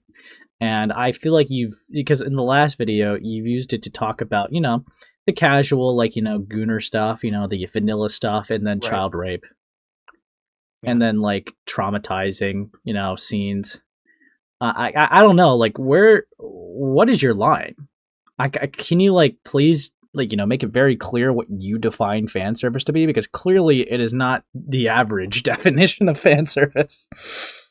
Yeah, exactly. But yeah. To fans, but because it's a form of art that can actually communicate meaning. Yes, this is the take I'm going with. It is art. You see, I kind of live in this weird middle ground of this discussion. I feel like there's people who like really hate anything that's scandalous and love everything that's scandalous, but they don't really think about what the scandalous material says and does for the work. A lot of people. No way you're gonna like. Actually, I think that when I watch the Gooner Slop, I like to take a deeper media dive into the literacy of what this guy grabbing this woman's chest really presents to the audience. Like, there's no way we're going that angle. Dust to my pants. Yeah, like, what the fuck are you doing, bro? Dude, fan service, CP, Merriam-Webster. Okay, bro. Anthony feel like, it made my body feel good, so what the issue? Also, there's like 120 of you here. Let's get some likes up. Let's get to 50, okay? And subscribe if new. Helps a lot. But make sure to dislike. Fuck me, let's keep going. Fuck.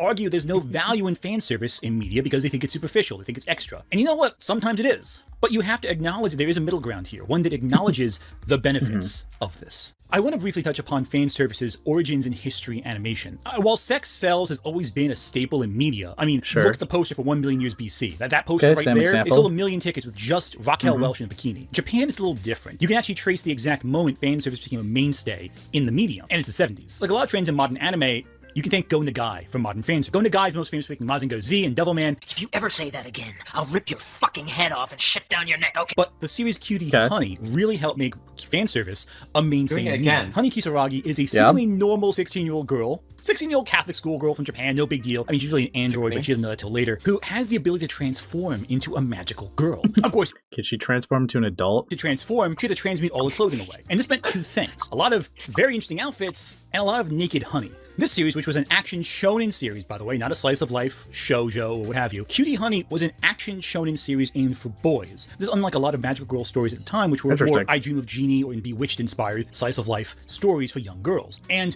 it kind of shifted the levels a little bit here. It was one of the first magical stories to really push towards action-oriented narratives. I think along with Princess Knight, but that's a whole other story. Along with Princess Knight, it was a action series starring a girl, but unlike Princess Knight, it had the Go Nagai flavor of overt sexualization throughout. Dude, just read Devilman if you want to have an idea of how, like, really over-the-top Go Nagai is with this fan service, even outside of works of this. But Cutie Honey really helped mainstreamify that. Now, fans complain today about censorship in terms of what gets adapted into the anime version of the manga, but they'd have a field day if they saw how reduced the fan service was between the original Cutie Honey manga and its first anime adaptation in the 70s. Now, much like with Devilman, that came out at the same time, Cutie Honey's anime adaptation took creative liberties to smooth over the edges of the original. Gore, jokes, queer themes, and even the sci-fi elements were completely omitted, if not heavily reduced. There was still some fan service, but it was tame by comparison. Reduced. What are you talking about? Dude. Devilman, like, it's got the fucking, like, it's got the blood rave scene. Like, what are we talking about? It's really wholesome. Of what happened in the manga. But from there, manga pushed the bar a little further. Yurusei Yatsura is one big one in regards to that. You know, like I want to like keep pausing at parts, but then it just gets me to like a sus scene. But yeah. One of Rumiko Takahashi's earliest works. It had a lot of inappropriate jokes and fan service, and it got adapted pretty faithfully to television. In a similar fashion, Fujiko from Lupin III became a femme fatale icon in 70s anime, and that was in part due to, again, the outfits she wore and her incredible sense of style. Now, fan service would rise to popularity further in the 80s thanks to a number of factors, the first of which is the growing otaku subculture, with anime fans being able to make their... See, it feels like when he's talking about fan service here, it feels like he's recognizing, like, you know, what the general public would consider it to be. It's like, okay, it's meant to be content to, like, kind of be a little bit, like, you know, a little bit saucy, you know, to bring in the crowds. A little bit, like, you know, like he's literally just said, sex sells, right? That's what was established in the beginning. So what I don't understand is if we're going with that version of fan service with sex sells, what the fuck do you mean by that when it comes to Metamorphosis? Like, or, you know, the traumatic, you know, mental breakdown that, like, fucking, I forget her exact name, but, you know, the Neon NGE show. I'm just gonna say that. I can't say the last word for the life of me. Asuka. Yeah. It's just really bizarre. Really bizarre.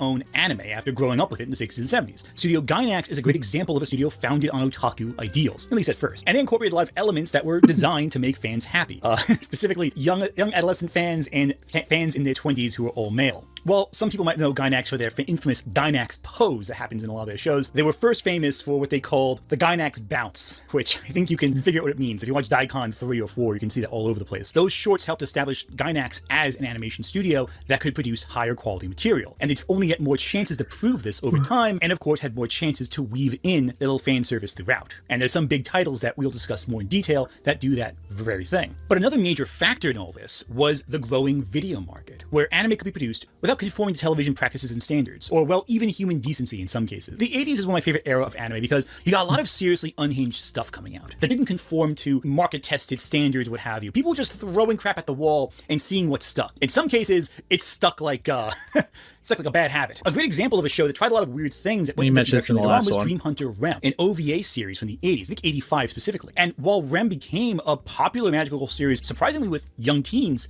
and girls even, it started as definitely not that at all. In fact, some people have credited Rem with the initial waves of popularity of certain tentacle-themed experiences in anime. No. It's always surreal seeing a show that became more popular for families starting off in such a adult-centric medium, but I digress. But I think the early interest in this really showed there was a massive audience looking for animation that were more explicit, more adult-themed, in some cases inappropriate. And a lot of them were available right now if you look for them online. A lot of them are just loose on the internet. It's crazy. Some are available on... What do you mean by that? Retro Crush right now for free. Well, I mean, behind the premium version of the free... You get what I'm trying to say. Some like Bubblegum Crisis and Dirty Pair used fan service to draw in an audience. A lot of people know the character designs from Dirty Pair, for example. But if you actually watch the show, you might be surprised to realize it's a really good science fiction series. And likewise, a lot of people remember Bubblegum Crisis for that opening theme in the first episode, the heavy metal thing that has a lot of those stylized shots. But if you actually watch Bubblegum Crisis, you get a really good cyberpunk story. So a lot of shows would incorporate fan service and not be totally devoted to it. It would be an extra thing to draw people's attention, but once you're in, there was a lot going on that was really worth watching. I'm kind of impressed. It feels like he's just said so much nothing. Like, yeah.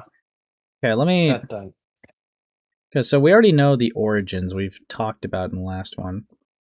The Mo era, fan service being censored, fan service is a crime. But that section interests me a little bit. What are people interested? Fan service is an art. He pops out the still for that one. I think I'm just gonna call the shot to skip to the Mo era because we already essentially went over like the intro. last video. Then something happened. Not just to fan service, but the anime medium in general, and that's moe.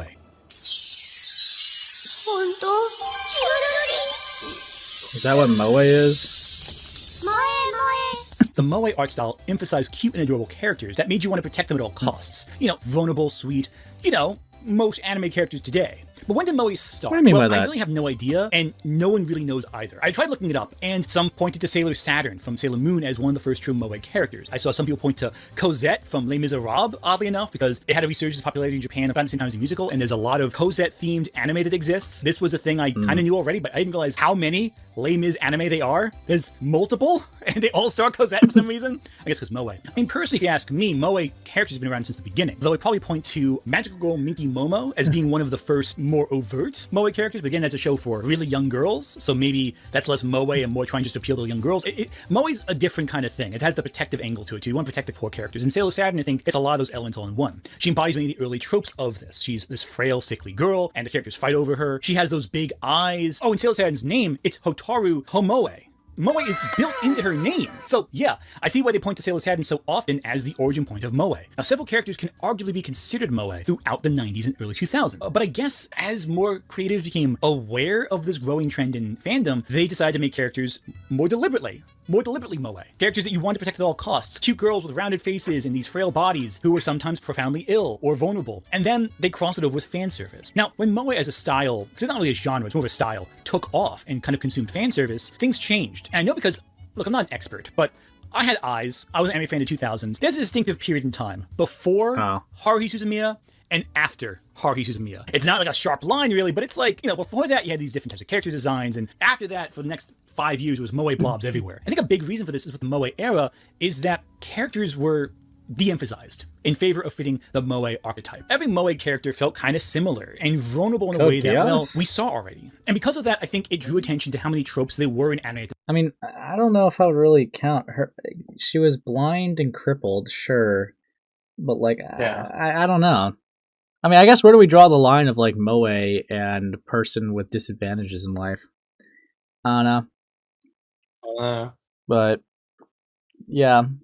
This time, and how many shows were kind of repeating the same cycles of things. Then it took over everything, it seemed. The biggest push came from Kyoto Animations, aka KyoAni. Now, KyoAni is a fantastic animation studio who've done a lot for the industry. They're one of the few studios, for example, that paid their artists a fair, livable wage, and they also experienced great tragedy when their head studio was burned down. So nothing I'm saying is shade on KyoAni. In fact, most of the shows I think are really good, but they are kind of accountable for pushing the moe style so hard. And again, it's not every studio. Again, there was Bleach, Naruto, they all came out at the same time, and they weren't really all glorified either. But thanks to KyoAni, you got Haruhi Suzumiya. They also put out Air, Canon, Lucky Star, Miss Kobayashi's Dragon Maid, K.O., the favorite show of Nazis online, apparently. Wow! I actually felt myself die a little inside! And arguably they're crowning a Okay, bro. That's fucking abridged. Okay, bro. Dude, the Dragon Maid series, let's not talk about that, bro. I mean, if you're saying that the moe is like the blob faces, then I really don't know why you included Code Geass. Like, I'm very, very confused by that one. But sure. Yeah, Code Geass is my favorite pizza sponsor. Anyways. In the moe landscape, Clannad and Clannad Afterstory. And Violet Evergarden will come out later from KyoAni, but Clannad was their real big show that I think really proved how they could make something really moving and not just fun and entertaining. Clannad Afterstory is proof that moe as a style is not inherently bad and can in fact enhance and enrich some of the most deeply, profoundly depressing moments in anime ever. I think the scene in Afterstory involving the daughter in the snow, we're putting clips of it right now. You know what happens in this scene. If you've seen the show and you didn't cry like a baby watching it, you're lying to yourself. Or have it maybe never seen the show. Irony poison down. I'm going to imagine that she died, but I have no idea what the. Never seen that show. Never heard of it. Doesn't like the kid have like some kind of disease and is dying? I'd never read or watched it, so I actually have no clue. Yeah, no clue. I just keep hearing. I always just remember hearing people going like, "Yeah, Clannad was sad." With the animation studio, that was an arson attack. Well, that's fucked up. Yeah. Yeah, but that's insane. And it's crazy that Lucky Star was mentioned because I think Michael Alberto's ears just perked a little bit. But yeah, anyways. Yeah. Chan was sad when that aired. And again, Clannad's where that style works best. It's an art style that keeps deeply connected to the set of characters that are being shown to you. And then they cruelly kill them off in front of your eyes from illness. Again, this is why I think Cosette from Les Miserables is probably the perfect moe character pre-Haruhi Suzumiya, because the goal is to make you hurt in your soul watching her. Yes, you in particular. The problem comes when these characters are being infantilized as well, and made into useless blobs that are then put into fan service situations. See what I'm going at? Now, as you may know, I'm not a fan of fan service. It's not because I don't like the female form. I do. Okay. However, it's just the sheer amount that is in anime these days. Masacox was saying this 14 years ago. Some stories measure this out. There's the Western visual novel Katawa Shoujo, which balances out moe characters with a romantic story about a teen falling in love with disabled girls. Katawa Shoujo is one of the most surprisingly good things I've ever read. I am stunned that the concept of a love triangle story in a school for the disabled somehow turned out to be so moving and wasn't like really cheesy, but it works somehow. But most don't do it all that well. I think all you gotta do is watch Manga Sensei to see how it can go really. You did not just bring up Manga Sensei. Hold on. What's your thoughts on, Lyric's favorite fucking lolly hentai real quick? Hold on. Somehow. But most don't do it all that well. Mentioned I think all you gotta do video. Not really. Not really. Not really. Boy, dead. Not really. Watch Manga Sensei to see how it can go really badly. I want to be your big brother. Now, in terms of fan service being made illegal, remember that's what the video was about this whole time. There are two core discussions. Yes. There's one where fan service is being actively censored in adaptations, and the other where it's becoming literally censored by government bodies and corporations, but I digress, where it's a crime to have fan service. But again, we'll get there. Let's start with the easier thing to discuss because things change in adaptation all the time. And I don't think it's really an issue that's all that big a deal beyond, well, you'll see what I'm talking about. After all, as we showed, the OVA market blew up in the 80s and 90s because you couldn't show certain things on TV. You had to go to video to do that. So there was always a push between creatives and what you could put on television. But if you're working within the television system, you gotta conform to its standards or you get kicked off the air. Dipper gets a flyer from Wendy for a Halloween party, and it said on it, like, Halloween party, bottles will be spun, no photos better wind up online, and they're like, bottles will be spun, spin the bottle reference. Impossible, never on the Disney Channel. Bugged before, this is the last straw, so I was like, okay, replace bottles will be spun with not S&P approved. I was just basically being a dick at that point, and they were like, our audience won't understand that reference. I'm like, yeah, but is it like against the rules? And they're like, not S&P approved, has been approved by S&P. That's happened too. If your show is being marketed towards a certain demographic and shows things that are... Dude, Gravity Falls had so much fucking censorship issues. Like, there were so many things that they were... Yeah, no, there was a lot of ideas and things that they wanted to include in the show, but, like, Disney just said no. Huh. Yeah, no, like, he was kind of, like, fighting them the whole time. I still think the show is pretty good, but it's interesting to see some of the concepts and ideas that they would have had. But, yeah. Appropriate for that demographic, even in Japan, you're going to get pushback. So that things have to change at the creative level. They're putting a lot of money in this project. They got to make some cuts here and there. A manga, you can put whatever you want in that, really, as long as it's published by the editor. But if it's on TV and multiple jobs on the line, make sure it makes a profit. Now, it is important to know a lot of people don't understand how Japanese television standards work, how time slots in Japan work, and etc. And I think a great example of a story in the West running wild, despite nothing confirming it being true from the Japanese side of things, was a story that was read by plagiarist James Summerton. Though he, of course, like all things James Summerton said, did not come up with this himself, he stole it from someone else. Yuri on Ice, one of the most popular animes of 2016, was a sports show with a lot of gay themes, and a lot of fans watching it were questioning, the show barely shows the main lead's kiss. So why was that the case? Well, a lot of people argued, and James Summerton echoed, that the reason Yuri on Ice wasn't more explicit with its relationship was because it was airing on a family television time slot. And because of that, Japanese television will not let them show Yuri or Victor hold hands or kiss or whatever, even though they do hold hands and kiss in the show. This is dumb though, because A, there were gay shows on those time slots also, but Yuri on Ice didn't debut on a family time slot. It debuted at 2:30 in the morning. So that doesn't apply. Unless, the 10-year-olds are really getting up at 2:30 to watch an ice skating anime, this doesn't really hold much water. But that said, many shows do get shuffled around due to content. What do you care to explain why there are 4 different girls in your room? A great example of this is Interspecies Reviewers, a show that goes far beyond fan service and straight up into fantasy erotica. It's kind of surprising to me that Japan would be against like a gay couple when they are perfectly fine with like grown men liking little girls in their shows. But yeah, that's the comparison we want to make, Case. Pedophilia and gay man. Well, obviously one would be an issue, and they have an issue with gay people. But the pedophilia they like, that's fine. But the gay relationships, it's like, no. That's not really like family friendly. Now this grown 40-year-old man like wanting to fuck a 13-year-old. Now that's get that on air now. Like, like it's just really fucking odd. But yeah. Originally aired on Tokyo MX, Sun TV, and KBS Kyoto. However, Tokyo and Sun both removed the show from airwaves the moment it started airing because it was deeply inappropriate for their time slots. Otherwise, to watch the show, you had to either watch it on either a satellite station or an Anime Center cable channel. Thankfully, distribution was picked up by the Gifu Broadcasting System. At the same time slot, Yuri on Ice occupied several years earlier at 2:30 a.m. Someplace with girls we've never tried before? Yeah, I'm with you. Interspecies reviewers, and Yuri... Well, that was a show that we saw earlier. I think, wasn't that the whole, like, they were constantly going to brothels or whatever? Yeah.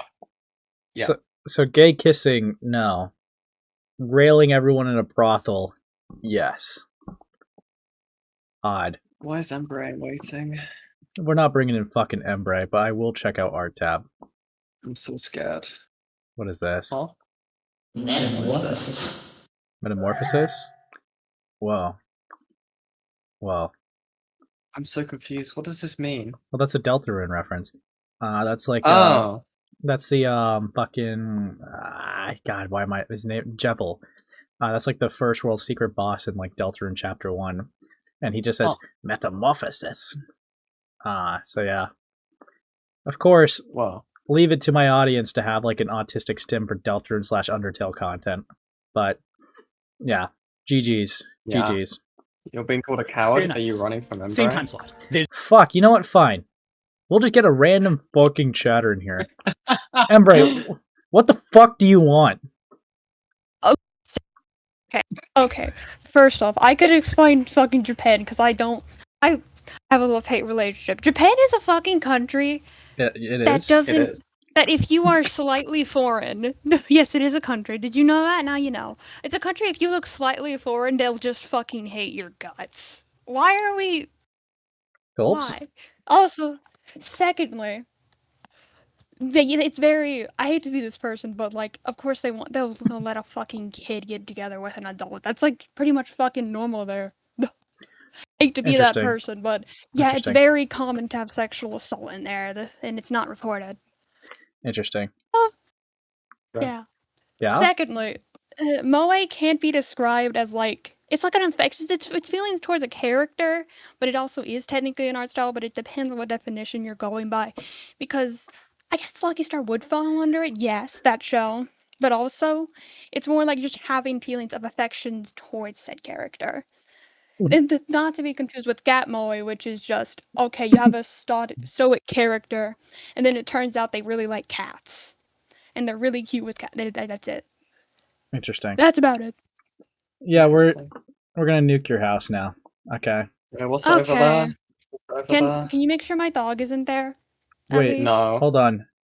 Okay. I was gonna do a bit, but you already beat me to it. Let's... Alright, let's keep going.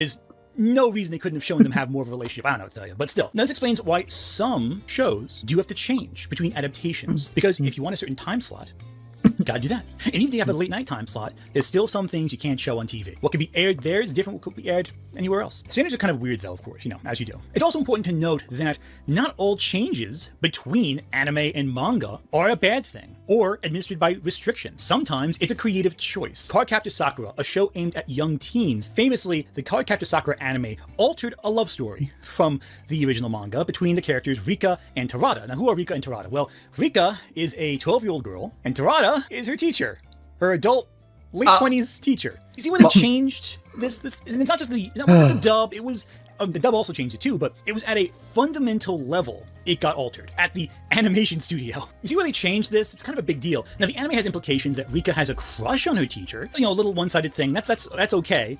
But in the manga, it's not a one-sided thing at all. It's a mutual romance. They get engaged and everything, and it's framed as a good thing. Jesus Christ, this manga. But it's not just big things like that, but even smaller fan service gags get changed. Wait, so I agree with you, but you obviously have an issue with the 20-year-old teacher marrying a 12-year-old. and that being glorified, obviously, yes, obviously, I agree with you. We're on board. Great, we're on the same page. Now, what's your thoughts on a manga glorifying child rape? Like, microphone emoji. You seem to be defending quite a weird thing. Odd. No. And it's a natural part of the medium. It's always been that way. I'm going to cite an example that YouTuber Mimi Yori does in their video about Pochi the Rock. I'm going to reference that same video later again. There's a scene in the anime K-On! Where it's in the manga and the anime both. Mio, it's a school festival, she trips over the wire of her electric guitar and flashes the entire school body. Yeah, in the manga, they show she falls over and they reveal, her underwear.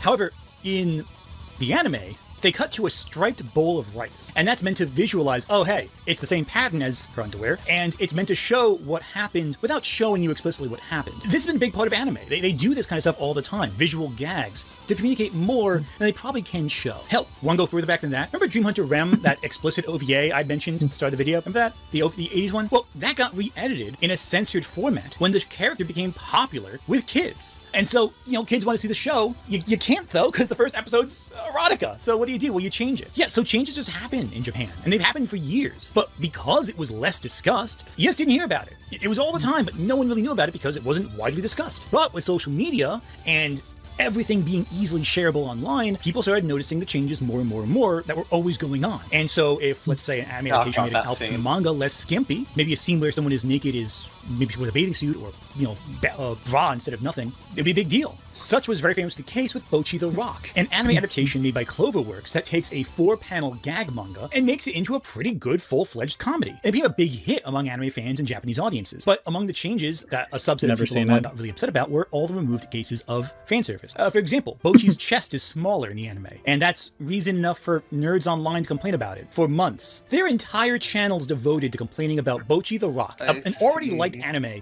Okay. Why? I guess, bro. I guess. Changing the size of the main character's chest. Some people have too much free time to worry about this kind of crap, don't they? And mind you, this wasn't television standards making this the case. This is a choice by the creative crew of the anime that was then signed off on, essentially, by the manga creator. This was explicitly discussed by the show's writer, Erika Yoshida, who analyzed how she felt the overt sexualization was kind of a distraction from what made the show so good, that being the comedy. It wasn't needed, and so they altered it, removed it, or reduced how prevalent it was in the narrative. More recently, an interview with Erika Yoshida was posted to Kaiyo, a Japanese pop culture website, where she talks about her experience working on Bocchi the Rock, and in it revealed that she and the team purposely cut some scenes sexualizing Bocchi and the other girls from the manga, as she viewed those scenes as just noise. This justification pissed off some people online, and they began accusing Yoshida of censoring the original work and tarnishing it by forcing it to fit her views. A certain set of fans got really... We're decreasing chest size. No, I can't jack off this high schooler. Like, shut the fuck up, bro. I mean... It's so bizarre. Dude. Honestly, this is why it sucks, because there are good animes out there, but people like this is why, normies think that just anime fans are pedophiles. Yeah. Yeah. You decreased the miter's chest. What the fuck, man? This is going against everything this stands for. Dude, fuck off. Fuck off. Mad, but ignored how, again, the manga's creator was involved in the process, as is typically the case with Japanese anime, and that she had enthusiasm for the adaptation, changes and all. She liked it, so the creator liked it. Bocchi isn't about fan service or nudity. They're just there in certain scenes in the manga, so you can get rid of them and nothing really changes. This isn't a case like a show that's heavy fan service and that's the main appeal getting removed. No, there was a lot going on here. There's extra, and if you got rid of it, the show's still good. Now, there are some shows out there that if you got rid of the fan service, you lose the core appeal of the show. Today's the day it shall be mine! Give me your love nectar! Oh, that show. That show. So, that show, actually, the whole concept is for it to be dirty, because it's about a society that banned any lewd things or, dirty types of things, dirty jokes. There's even, apparently, things to keep track on your comments that you say in real life that could be dirty, and there's, a police force that would, get you, right? The whole loves this. The whole concept is the main character with a couple of people go against that to fight the censorship. But that girl that just jumped him originally had a crush on him, but she's also like the daughter of like some really important person, I forget. And she gets like a lot of immunity for the type of comments that she made because they low-key just don't care. In fact, there was literally a scene where she was saying some insane stuff and there's some other bodyguards and he's like, well, are you going to do something? And they're like, no, we really can't, bro. We really can't. Yeah. But yeah, it's a interesting show. Interesting show. Literally all about fighting censorship of dirty jokes or dirty comments or dirty things. But yeah, I don't know. It's not really my cup of tea. But I hate that, like, out of all the ones that I've seen so far, like the ones I know, it's just evil. Yeah, buddy. Yeah. Fuck. Cooked. I thought that show was hilarious. I mean, that's fair. Just not my cup of tea.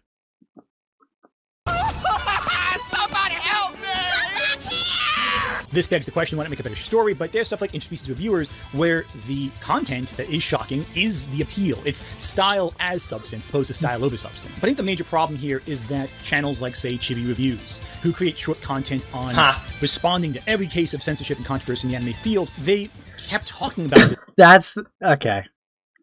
Who cares? Who cares about this? It got removed. Fuck off. This topic because it was an easy topic to make videos of. Every day that we knew, oh, look at this panel and it's different from this shot in the anime and you have them side by side, you see the differences. Like, yeah, okay, that's a change. Not a big deal. It used to be resigned to trivia websites about like Yandere Dev's old website comparing Vazefon to Evangelion. You know, nothing important like that. But now it becomes a full channel content slot. But the thing that's so odd is that, again, what he's doing is he conflates Bochi the Rock changing the main character's boob size with actual real censorship. And what that ends up doing is it takes your eye off the ball. It says this minor case of one show changing something with the consent of all parties involved is just the same as the government coming in to tell you what you can and can't watch. And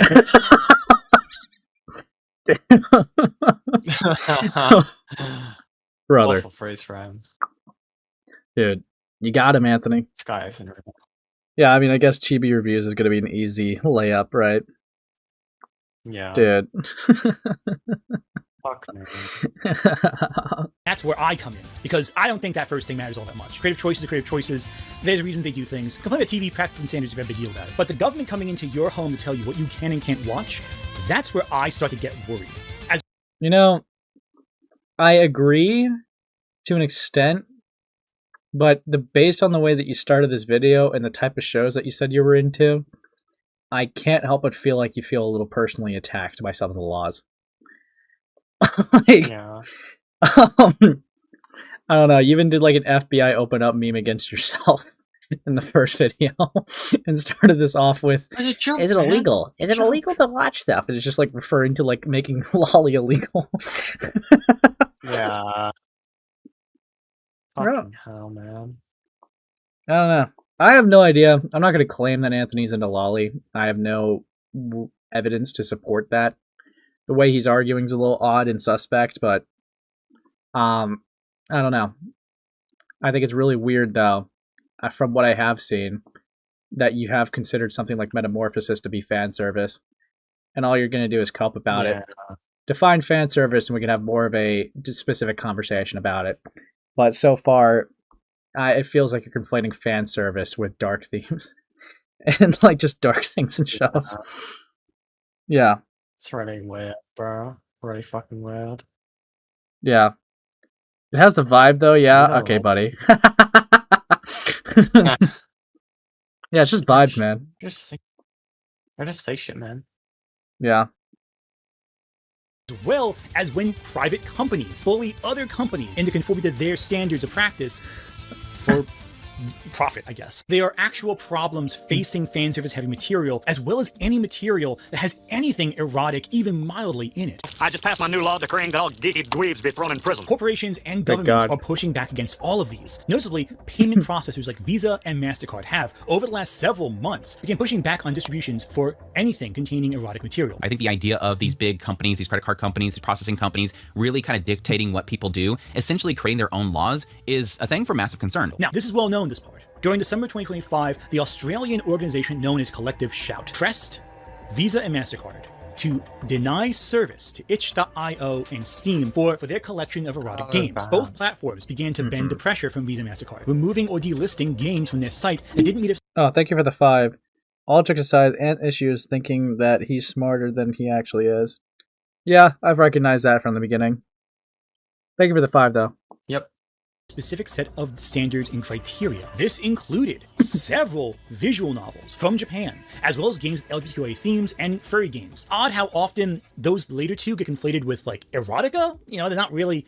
I digress, again. But it's weird, I don't know. But the point is, a lot of stuff that was possibly scandalous got taken off the shelves, the digital shelf, so to speak. However, this is not a new development from Visa or MasterCard, because they did that last year, too. They denied complete service and payment to Japanese websites that were selling explicit material in order to protect their brand. That being Visa and MasterCard's brand. They wouldn't associate with anything dirty.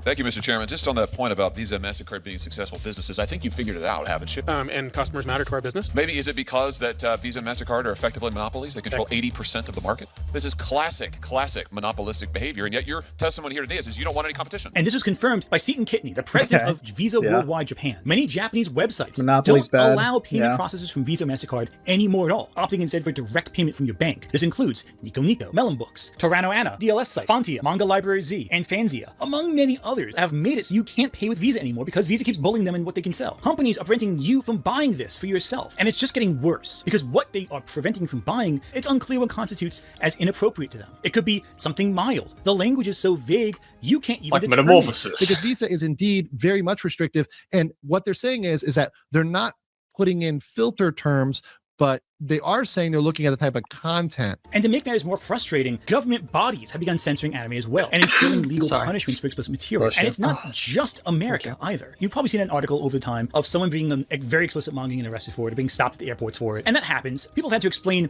purchasing Metamorphosis in Canada, for example. And that's explicit, that's extreme, but it's also not illegal. It's okay. Whoa. Okay. Yes, it is. Okay, so we're revisiting again. A very dark manga, but it's not illegal to own it by any standards of the imagination. And yet, because of the shocking content within, it draws attention, you know? But yeah, that's a way to downplay it, Anthony. It's fucking child rape. It's child rape. That's what's in it. Child rape, child drugging, and child sex trafficking. Pretty much the first and last one are pretty similar. But, dude, also don't forget incest, but, you know, that's just on the list, too. But no, that is all that's... Yeah, literally the father rapes the girl. That's, dude. Yeah, just shocking content. This isn't just fucking shock value, dude. This is a 15-year-old getting brutally raped. I don't... Oh, she's 13. Yeah, and you called it fan service. The author supposedly, allegedly, said that this was fetishistic content. Why the fuck are we like... Why are we getting, like... Why are we giving this any praise, bro? Yeah, exactly. Fucking Christ. It's not illegal. It's not illegal to own it. Dude. Fucking hell. Wait, hold on. There's a crazy abortion at the end? Yeah. Great. Yeah. There are cases where there are solidifying laws in place that can make it a crime to even own mainstream manga. A lot of people by this point know about Texas Senate Bill. Using Metamorphosis as like an angle to like defend your point here is a fucking insane one. Because that's like one of the most extreme ones that you're trying to like make a point that the laws are like bad and censorship bad. That is a fucking extreme one to do. Holy shit. Yeah, exactly. What a fucking dumbass. 20, which made it a felony for the promotion of obscene visual material explicitly containing characters who appear underage. The language is vague. And it's vague on purpose, because it contains everything from CSAM to Dragon Ball. So My Hero Academia and DC's Destruction are both the same under the language of this law. And I mean... Interesting. Let's see, knowingly possesses access with intent to view or promotes obscene visual material containing a depiction that appears to be a child younger than 18 years of age engaging in activities described by section.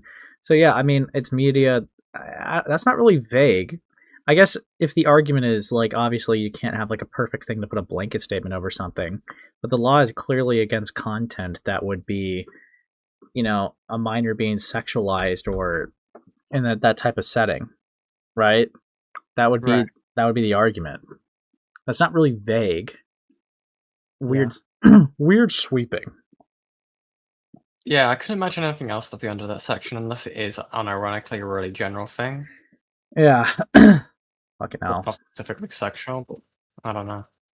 Oh, fucking hell. You may think people overreacting. Well, at least one store already has taken Dragon Ball off their shelves in compliance in advance with this law. Now, I'm kind of curious why Dragon Ball. Original Dragon Ball. All the characters are children. Yeah, and then I don't know. I've never read or watched. No, to be fair, original the Dragon first Ball. episode quite literally shows, like, Kid Goku's dick because he's in the water. Oh. So probably, yeah, that makes sense. That makes sense. Probably why. Because it's not specifically Dragon Ball Z or anything like that. All right. The issues I could see is they said LGBTQ is sexually, but otherwise I don't see much. Sexually, but yeah. I mean, yeah. Yeah. Yeah, no, yeah, do Dragon Ball got any sexy shit? It's got some odd things. It's Goku and Bulma thing, maybe. But yeah. The law is talking about AI art depicting minors because CSIM produced by AI was using actual CSIM to train the models. Well, yeah, because AI wouldn't be able to create something original. So naturally, if there's the concept of AICP, there's always still going to be a child harmed. But yeah, fucking hell. Thankfully, no one's been dragged into court in Texas for their Dragon Ball manga collection, but the future remains unclear. It's possible something may happen down the line where this law is enforced. And when that happens, it will create a cataclysm. It will impact the entire industry because a lot of anime distributors come from Texas. Texas is a hotbed of anime production historically. A lot of anime gets sold there. It's a lot of anime fans there. Mexico has a lot of anime fans too, and they're on the border of Texas. So you can see a cascading impact internationally, potentially. I don't know if I'm reading into this too much, but this just comes off as fear-mongering for them having issues with media depicting kids being sexualized, even if they're fictional. I don't know. I don't really see a good argument to keep, the glorification of sexualizing children around. Like, I could 100% see why people would want that gone. Yeah, exactly. This is very odd. It's like the weird thing that people were doing, which was like, no, how dare the UK want to get rid of, ban Twitter? No, they can fix it. It's just like, well, they're not going to change anything with, the use of, sexual acts or, generating AI pornography of unwilling people, unless extreme measures are taken. Yeah. And that's clearly that's most likely what this bill or this ruling was meant to enforce, to try and limit this creation of material. Yeah. Also, thank you for the 5 Lost in the Woods. I did a test where I showed my normie coworker a picture of Sailor Moon and asked how old he thought she was. He thought she was in her 20s. Really? She's literally 13. I guess Sailor Moon's technically different than Usagi, but Usagi is a middle schooler. Unless you're talking about Crystal, where I think they made her a high schooler. Yeah. I mean, there's some weird stuff with anime ages. I mean, I remember the old one back in the day was the comparison of a character from Lucky Star and Jotaro from JoJo's Bizarre Adventure, and they're both being 18 years old. Yeah. But yeah, we continue. From this happening. But you might be thinking, oh, it's just America. In Japan, this won't have any impact. Well, think again, because this push, it's in Japan too. They are anime that are just outright banned in Japan. The greatest example of this is, of course, Shoujo Tsubaki, an infamous independent animated film that, due to its disturbing content, was banned in Japan and most countries around the world. The reason what was the disturbing content, Anthony? Considering you consider child rape to just be shock content, what the fuck was the disturbing content in this one? Even have a physical copy of it today, and it's not lost media, is thanks to France, of all places, where it became popular in the film festival circuit and was distributed by French companies, specifically under the name Midori. You might have heard of it from TikTok. But more recently, Japan's far-right party, Sansetsu, has taken steps to further emphasize their various points. In July of 2025, Sansetsu devoted a section on their official website detailing that they saw anime, manga, and games as a cultural asset, claiming that the value of these books and shows was not based on how much they made, but rather how it promoted their culture. And this party sought to use the Agency of Cultural Affairs to ensure all manga and games functioned as a healthy cultural development. What does that even mean? Well, the far-right party aims to control and censor the anime industry, to use it, to manipulate it, to further their cultural objectives. I guess it's a... If my chat's to be accurate, I guess it's supposedly about a kid being abused. Maybe. But that party's not in charge right now. Rather, Sanae Takehachi is the current Prime Minister of Japan and is part of the Liberal Democratic Party, the same party that Love Hina's creator is a part of, not the Sansetsu Party. However, despite the name, the LDP is a pretty conservative group. It remains to be seen if Takehachi does push for censorship of anime, but let's be honest here, sometimes someone so culturally opposed to feminism and LGBTQI rights, as well as actively supporting revising historical records of Japan's history surrounding World War II, they're not exactly the type that stays out of the arts for very long. Eventually, the banned movie had child rape in it. Why the fuck did you obfuscate that, Anthony? What the fuck? Yeah, no fucking shit. It's like all the content we're just talking about censorship and banning. It's like it happens to have a kid being sexualized in it. You could argue, well, it's fictional. It's still like, you know, a depiction of a child that's being sexualized.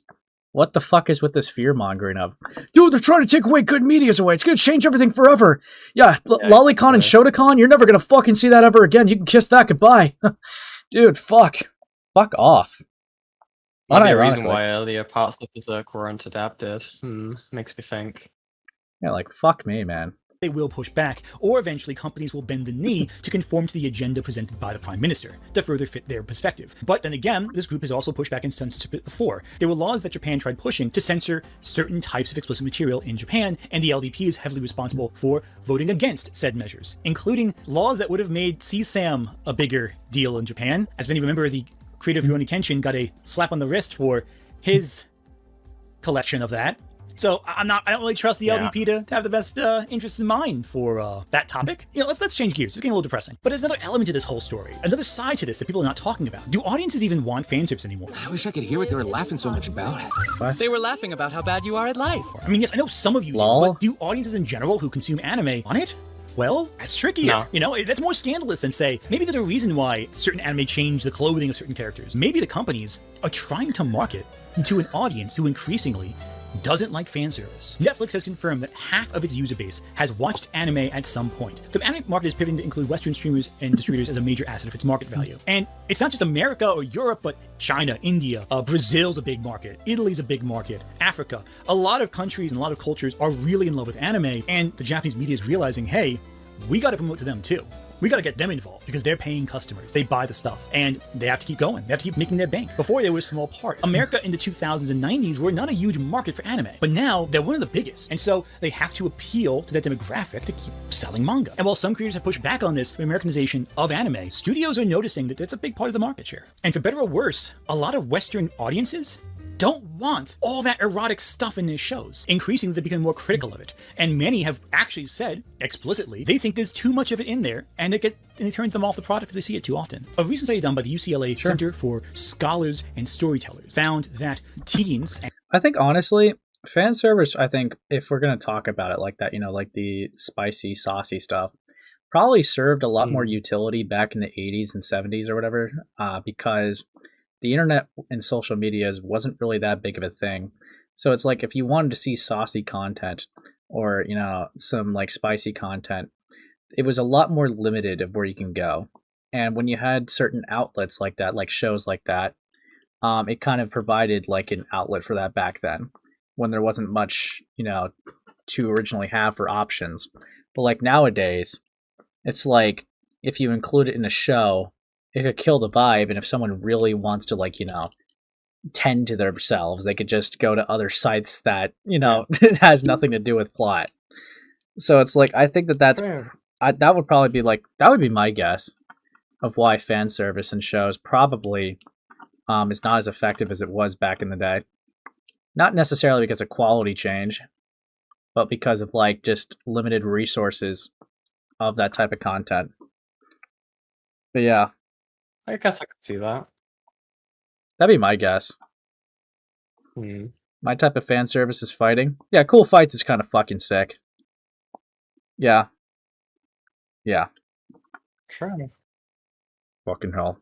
And young adults, Gen Z specifically, want more animation. They want more animation and less erotic content in their films. 48.4% said there was too much sexual content in media nowadays, which itself is seen a decline in how much is in their films on a regular basis. We're getting way fewer nude scenes today than we did 20 years ago, especially in mainstream cinema. Hell, most Disney films used to have at least one kiss on the face. Now, you barely have hand-holding. So, you're seeing a gradual decline across the board. Anime may be more popular than ever, but fan service is not driving people to it. Again, going back to Chibi Reviews and those guys, you see these culture critics going to... Yeah, I'll be honest, like, even with, like, anime, I was kind of, like, hesitant to even give it a shot, because I just thought it was, like, everyone was just, like, a degenerate gooner in that space.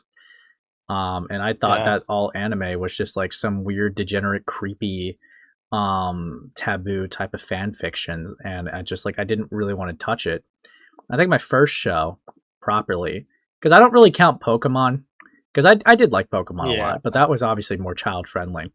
My first proper anime after that, and I don't count Digimon either, even though Digimon was kind of goated.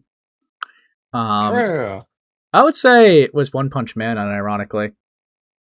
It was like one of my first ways to get into shonen. And then from there, I went... I went from One Punch Man to JoJo's Bizarre Adventures to... There's a few other shows I checked out. I did like... I really liked Fist of the North Star. I really liked Saint Seiya. City Hunter could be pretty decent at times. I definitely... shonen is really a niche I really like a lot. Like, genuinely. Yeah. I think unironically it probably was Bleach, to be honest. It's the only one I can really think of. Yeah. Because Bleach was awesome. Okay. Bleach is awesome. True. Dude, oh, Speed Racer. I fucking love Code Geass. Fucking masterpiece. Oh, as well. Yeah. Dude.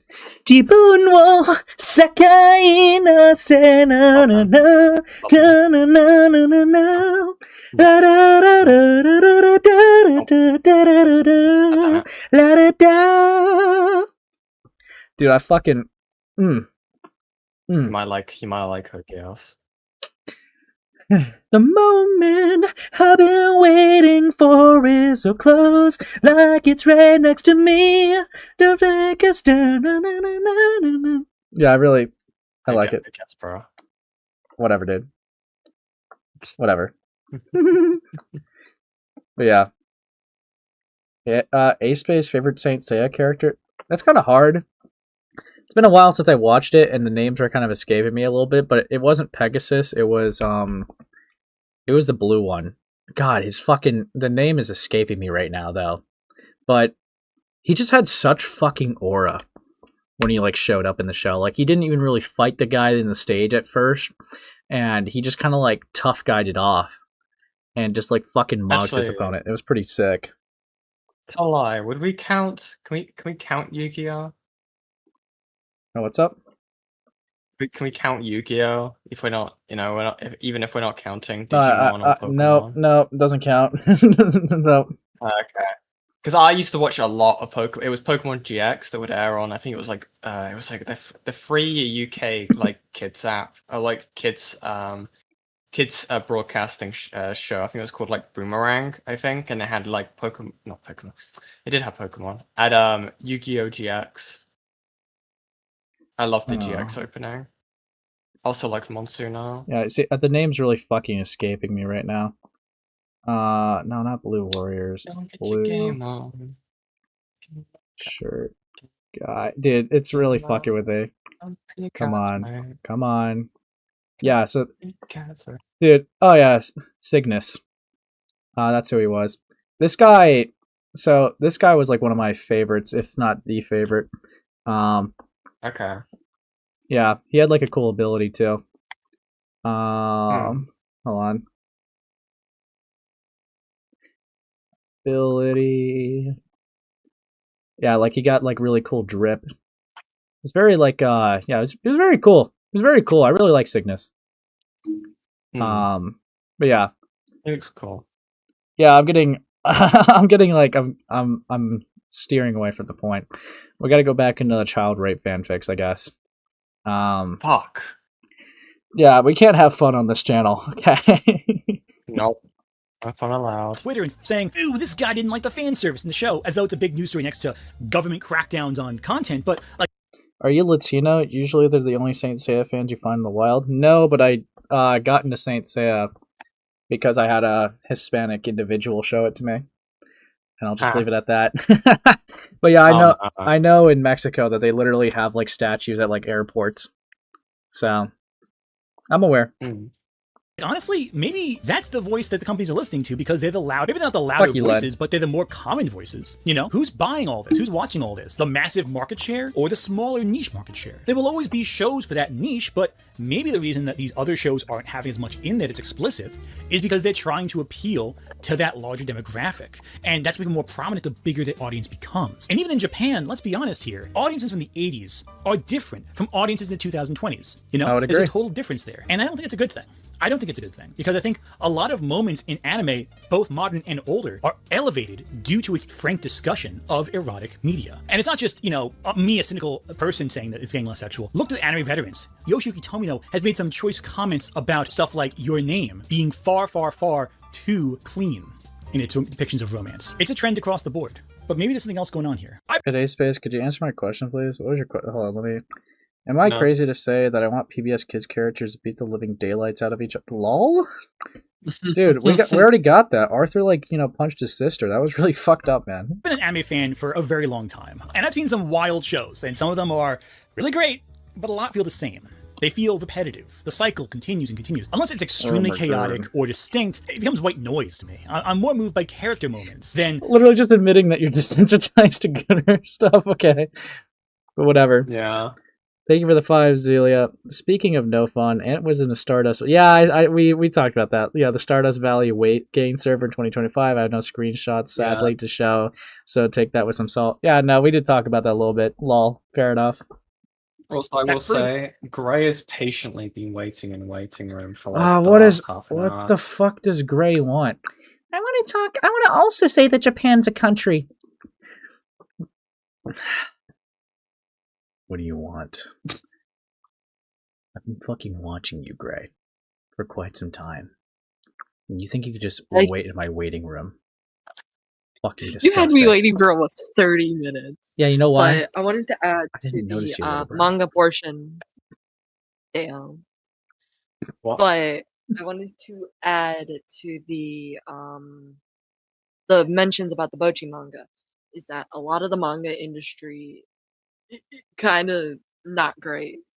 For example, the mangaka for Jujutsu Kaisen wanted his series to not set in a school, but in order for it to be published, it had to be, you know, conforming to what the people wanted it to be, which is just another school type anime, and a lot of things changed. The reason why I point this out is there is this huge possibility that the mangaka for Bochi, The Rock, initially didn't want the characters to be like sexualized. And when presented with the opportunity to not have that in the manga or in like the adaptations, you went for it. Right. I get that. Were you one of the people that, you know, wanted the high school change?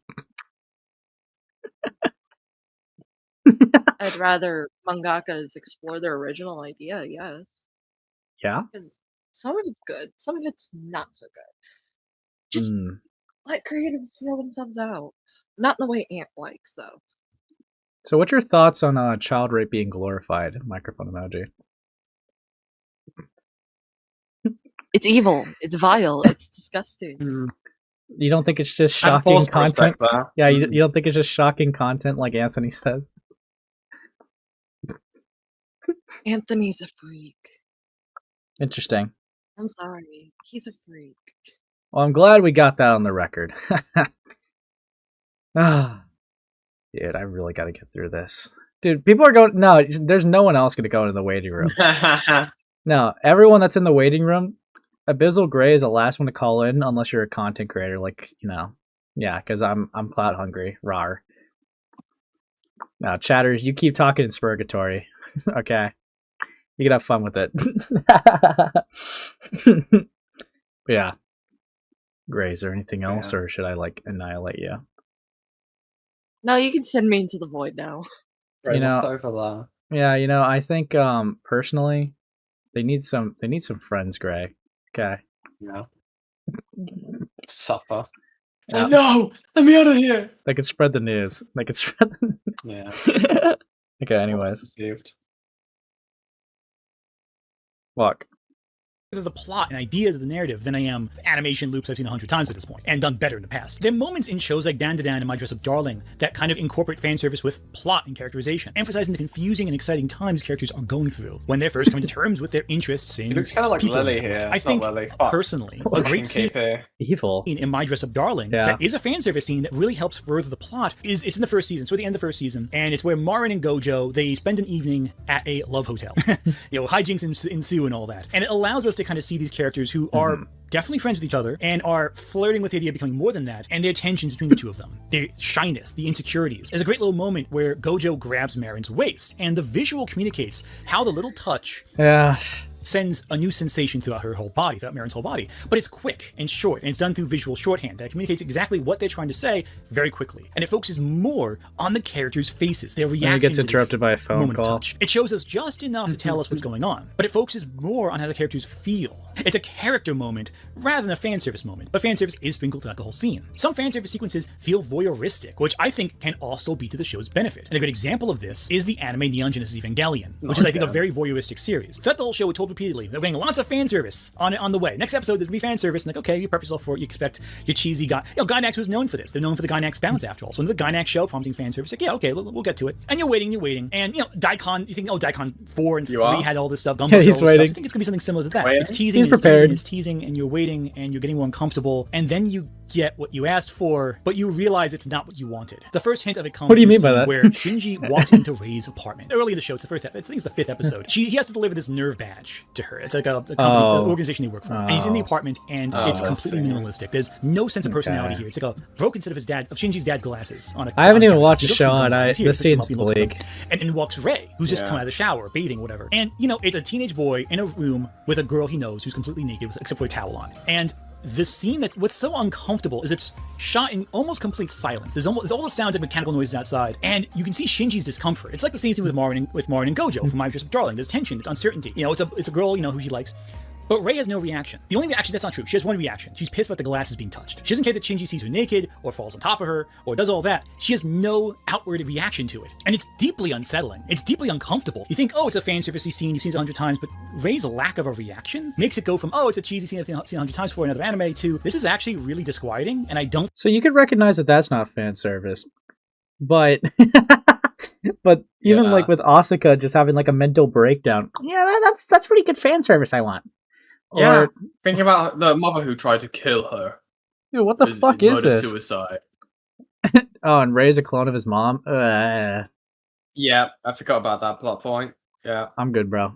Feel comfortable with this. Something's off here. It's one of many early hints that there's something deeply wrong with Rei based on how she reacts like this, where her priorities are. And it's a great moment of feeling like you're walking in something uninvited, but also advancing characterization in a way that's really compelling. Another example of fan service being used to promote an uncomfortable idea is in the modern show, Dandadan. This is the one that's kind of voyeuristic, but not really. And again, I'm going to compare it to Evangelion later too. We have more Evangelion discussion as well. But in Dandadan, we see the main characters pursued by aliens who abduct them and want to steal their bananas, as the aliens put it so delicately. This results in several scenes of the aliens who look like Japanese businessmen, suits and all, you know, very like, almost like caricatures of them, trying to take the characters and exploit their bodies for their own purposes. These scenes, however, they start off voyeuristic. You're seeing these characters who you like in a compromised position, but then it ends with an exciting action scene. It always gets turned around in some way to be like some shonen action sequence where the characters take power of a situation that's out of their control and turn it around on these aliens, you know, in some way, and to varying extent. And, you know, let's be honest, it's a well-known fact that Japanese businessmen in Japan have been known to grope women, especially young girls.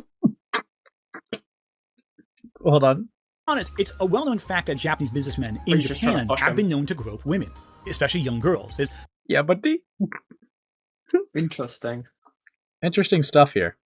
signs in every train warning people not to do it, as well as reporting it if you see it. And, there's something to be said there for a show about teenagers looking at people who harmed them in real life, taking power for themselves out of a situation that makes them feel powerless. There's something to be said there that's empowering, but also uncomfortable. And that wouldn't happen if you censored everything. But I want to go back to Evangelion again, because there's one scene in particular that I think, well, actually there's two scenes I want to talk about with the same character. And that's a scene where you get this sense of build up to something, and you get this sense of powerlessness, but there is no catharsis. It's just discomfort. Throughout the whole show, Misato Katsuragi, she's an adult. The one who's using fan service all the time. She flirts and is inappropriate around minors, but you find out that she does this because it's a coping mechanism. She is... don't say that after that. No. She flirts around minors because of the coping mechanism. Yeah. That's not how... Okay. Dude. Oh, no. Dude. Brother. How much is left? This is Blake. I'm thinking about just ending it soon, but technically 7 minutes. Dude. This is stupid. Do not say that, bitch. That's fucked up. But anyways, we're moving on.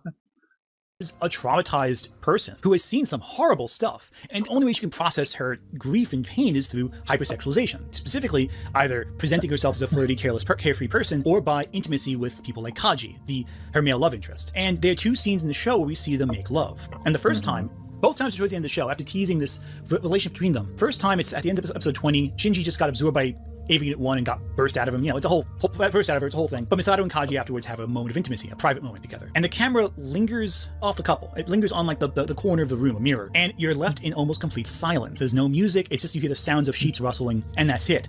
And you feel like you've walked in on something that you shouldn't. You feel like you're peeking through the windows of something you really shouldn't be looking at. And you don't get a good look at anything. All you get is the impression of what's happening. You know what's going on, but you see nothing. And it's uncomfortable, it's tense, it's not pleasant. It doesn't even seem like a relief after all the horror in the rest of the episode. You're lingering there, and it's deeply uncomfortable stuff. And it's a disturbing scene. It really has to be unlike anything else, I think. But then the second time you see them make love, and that's at the end.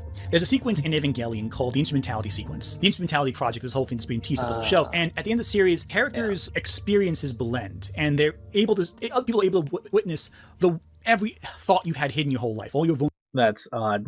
I have heard of this concept. It's like, if my understanding is correct, it's like all their minds are kind of like shared into one. So it's like they're kind of like in like some peaceful state of hive mind or whatever. Which apparently that concept was actually an inspiration that Digital Circus also took too, which is the only reason why I even know about that.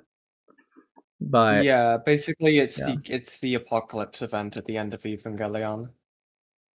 Spoilers. Okay. Spoilers for Evangelion, a fucking show that came out in the 90s, okay? Fucking hell. I'm gonna spoil Bleach for you. No, I've already seen it like 4 times. When the new stuff comes out, so yeah, anyways. Fuck you. Abilities, all your secrets. And so Misato and Shinji have a moment where each of them sees into the other's heart.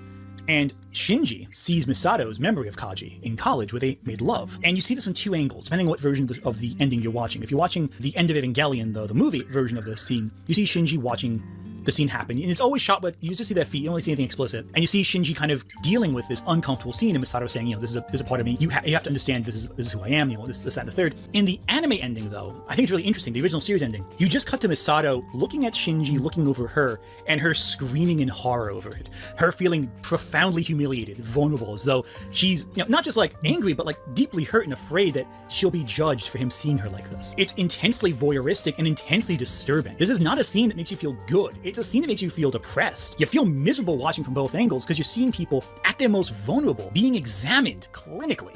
And it's upsetting. This is how this can be done artfully. This sequence doesn't show you anything explicit, but you know exactly what's going on, and it's deeply upsetting. It's witnessing voyeurism, both from the perspective of the voyeur and watching the voyeur voyeuring, And that communicates a lot. But what about ordinary fan services? We're not talking about heavy stuff, like just fun stuff. Well, that's different, but, as you get older, your perspective on that changes. I'll give you a personal example. I recently decided to rewatch Rama 1/2. I watched the Netflix remake season 1 before the new show, and I thought I'm good, bro. I don't care about getting older changes. Yeah, it's okay, bro.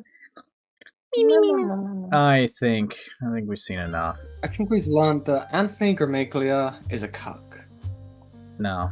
That's the takeaway from this. No. Very... Yes. Yeah, nah, that... Fucking hell. Do I? Okay, so this is the most interesting decision I have to make now. Aiden Underground or Erdbla? What kitties? No. What do you think, chat? Do you want to see Aiden Underground or Erdbla? Or cats? Yeah, I know. That's the option. Right into It's the an Aiden. option. I knew everyone was gonna say Aiden No, just no, because they didn't cocks. say that. No, No, the chat they is didn't say literally that. filled with Aiden lovers. One person. One Several. person. I knew what speed. Yeah, dude, speed One. 2, 3, 4. One. 5. All right. One.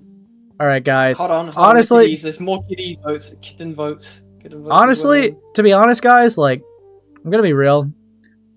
Hopefully, Anthony doesn't do anything else stupid. Yeah, speed racer changed. Honestly, I really hope that, Anthony doesn't do anything else stupid. Because it's like, I mean, I know I'm going to be making a video and he's going to be mentioning it because obviously it's skitty bitty.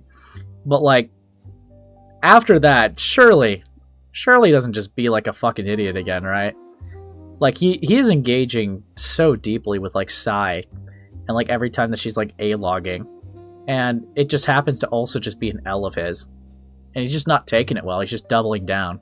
I mean, if I get something again, obviously, there's a certain, place in my heart that finds joy into covering Anthony, his greatest hits, if you will. But on the other hand, I don't want to like oversaturate it at this. So, obviously, I got a lot of other things to cover. But with that being said, People saying cats. I'll catch you guys in the next stream. Fuck. Sorry, Yeah, guys. yeah, no. I tried. I guess bully Aiden. Yeah. See ya. Yeah.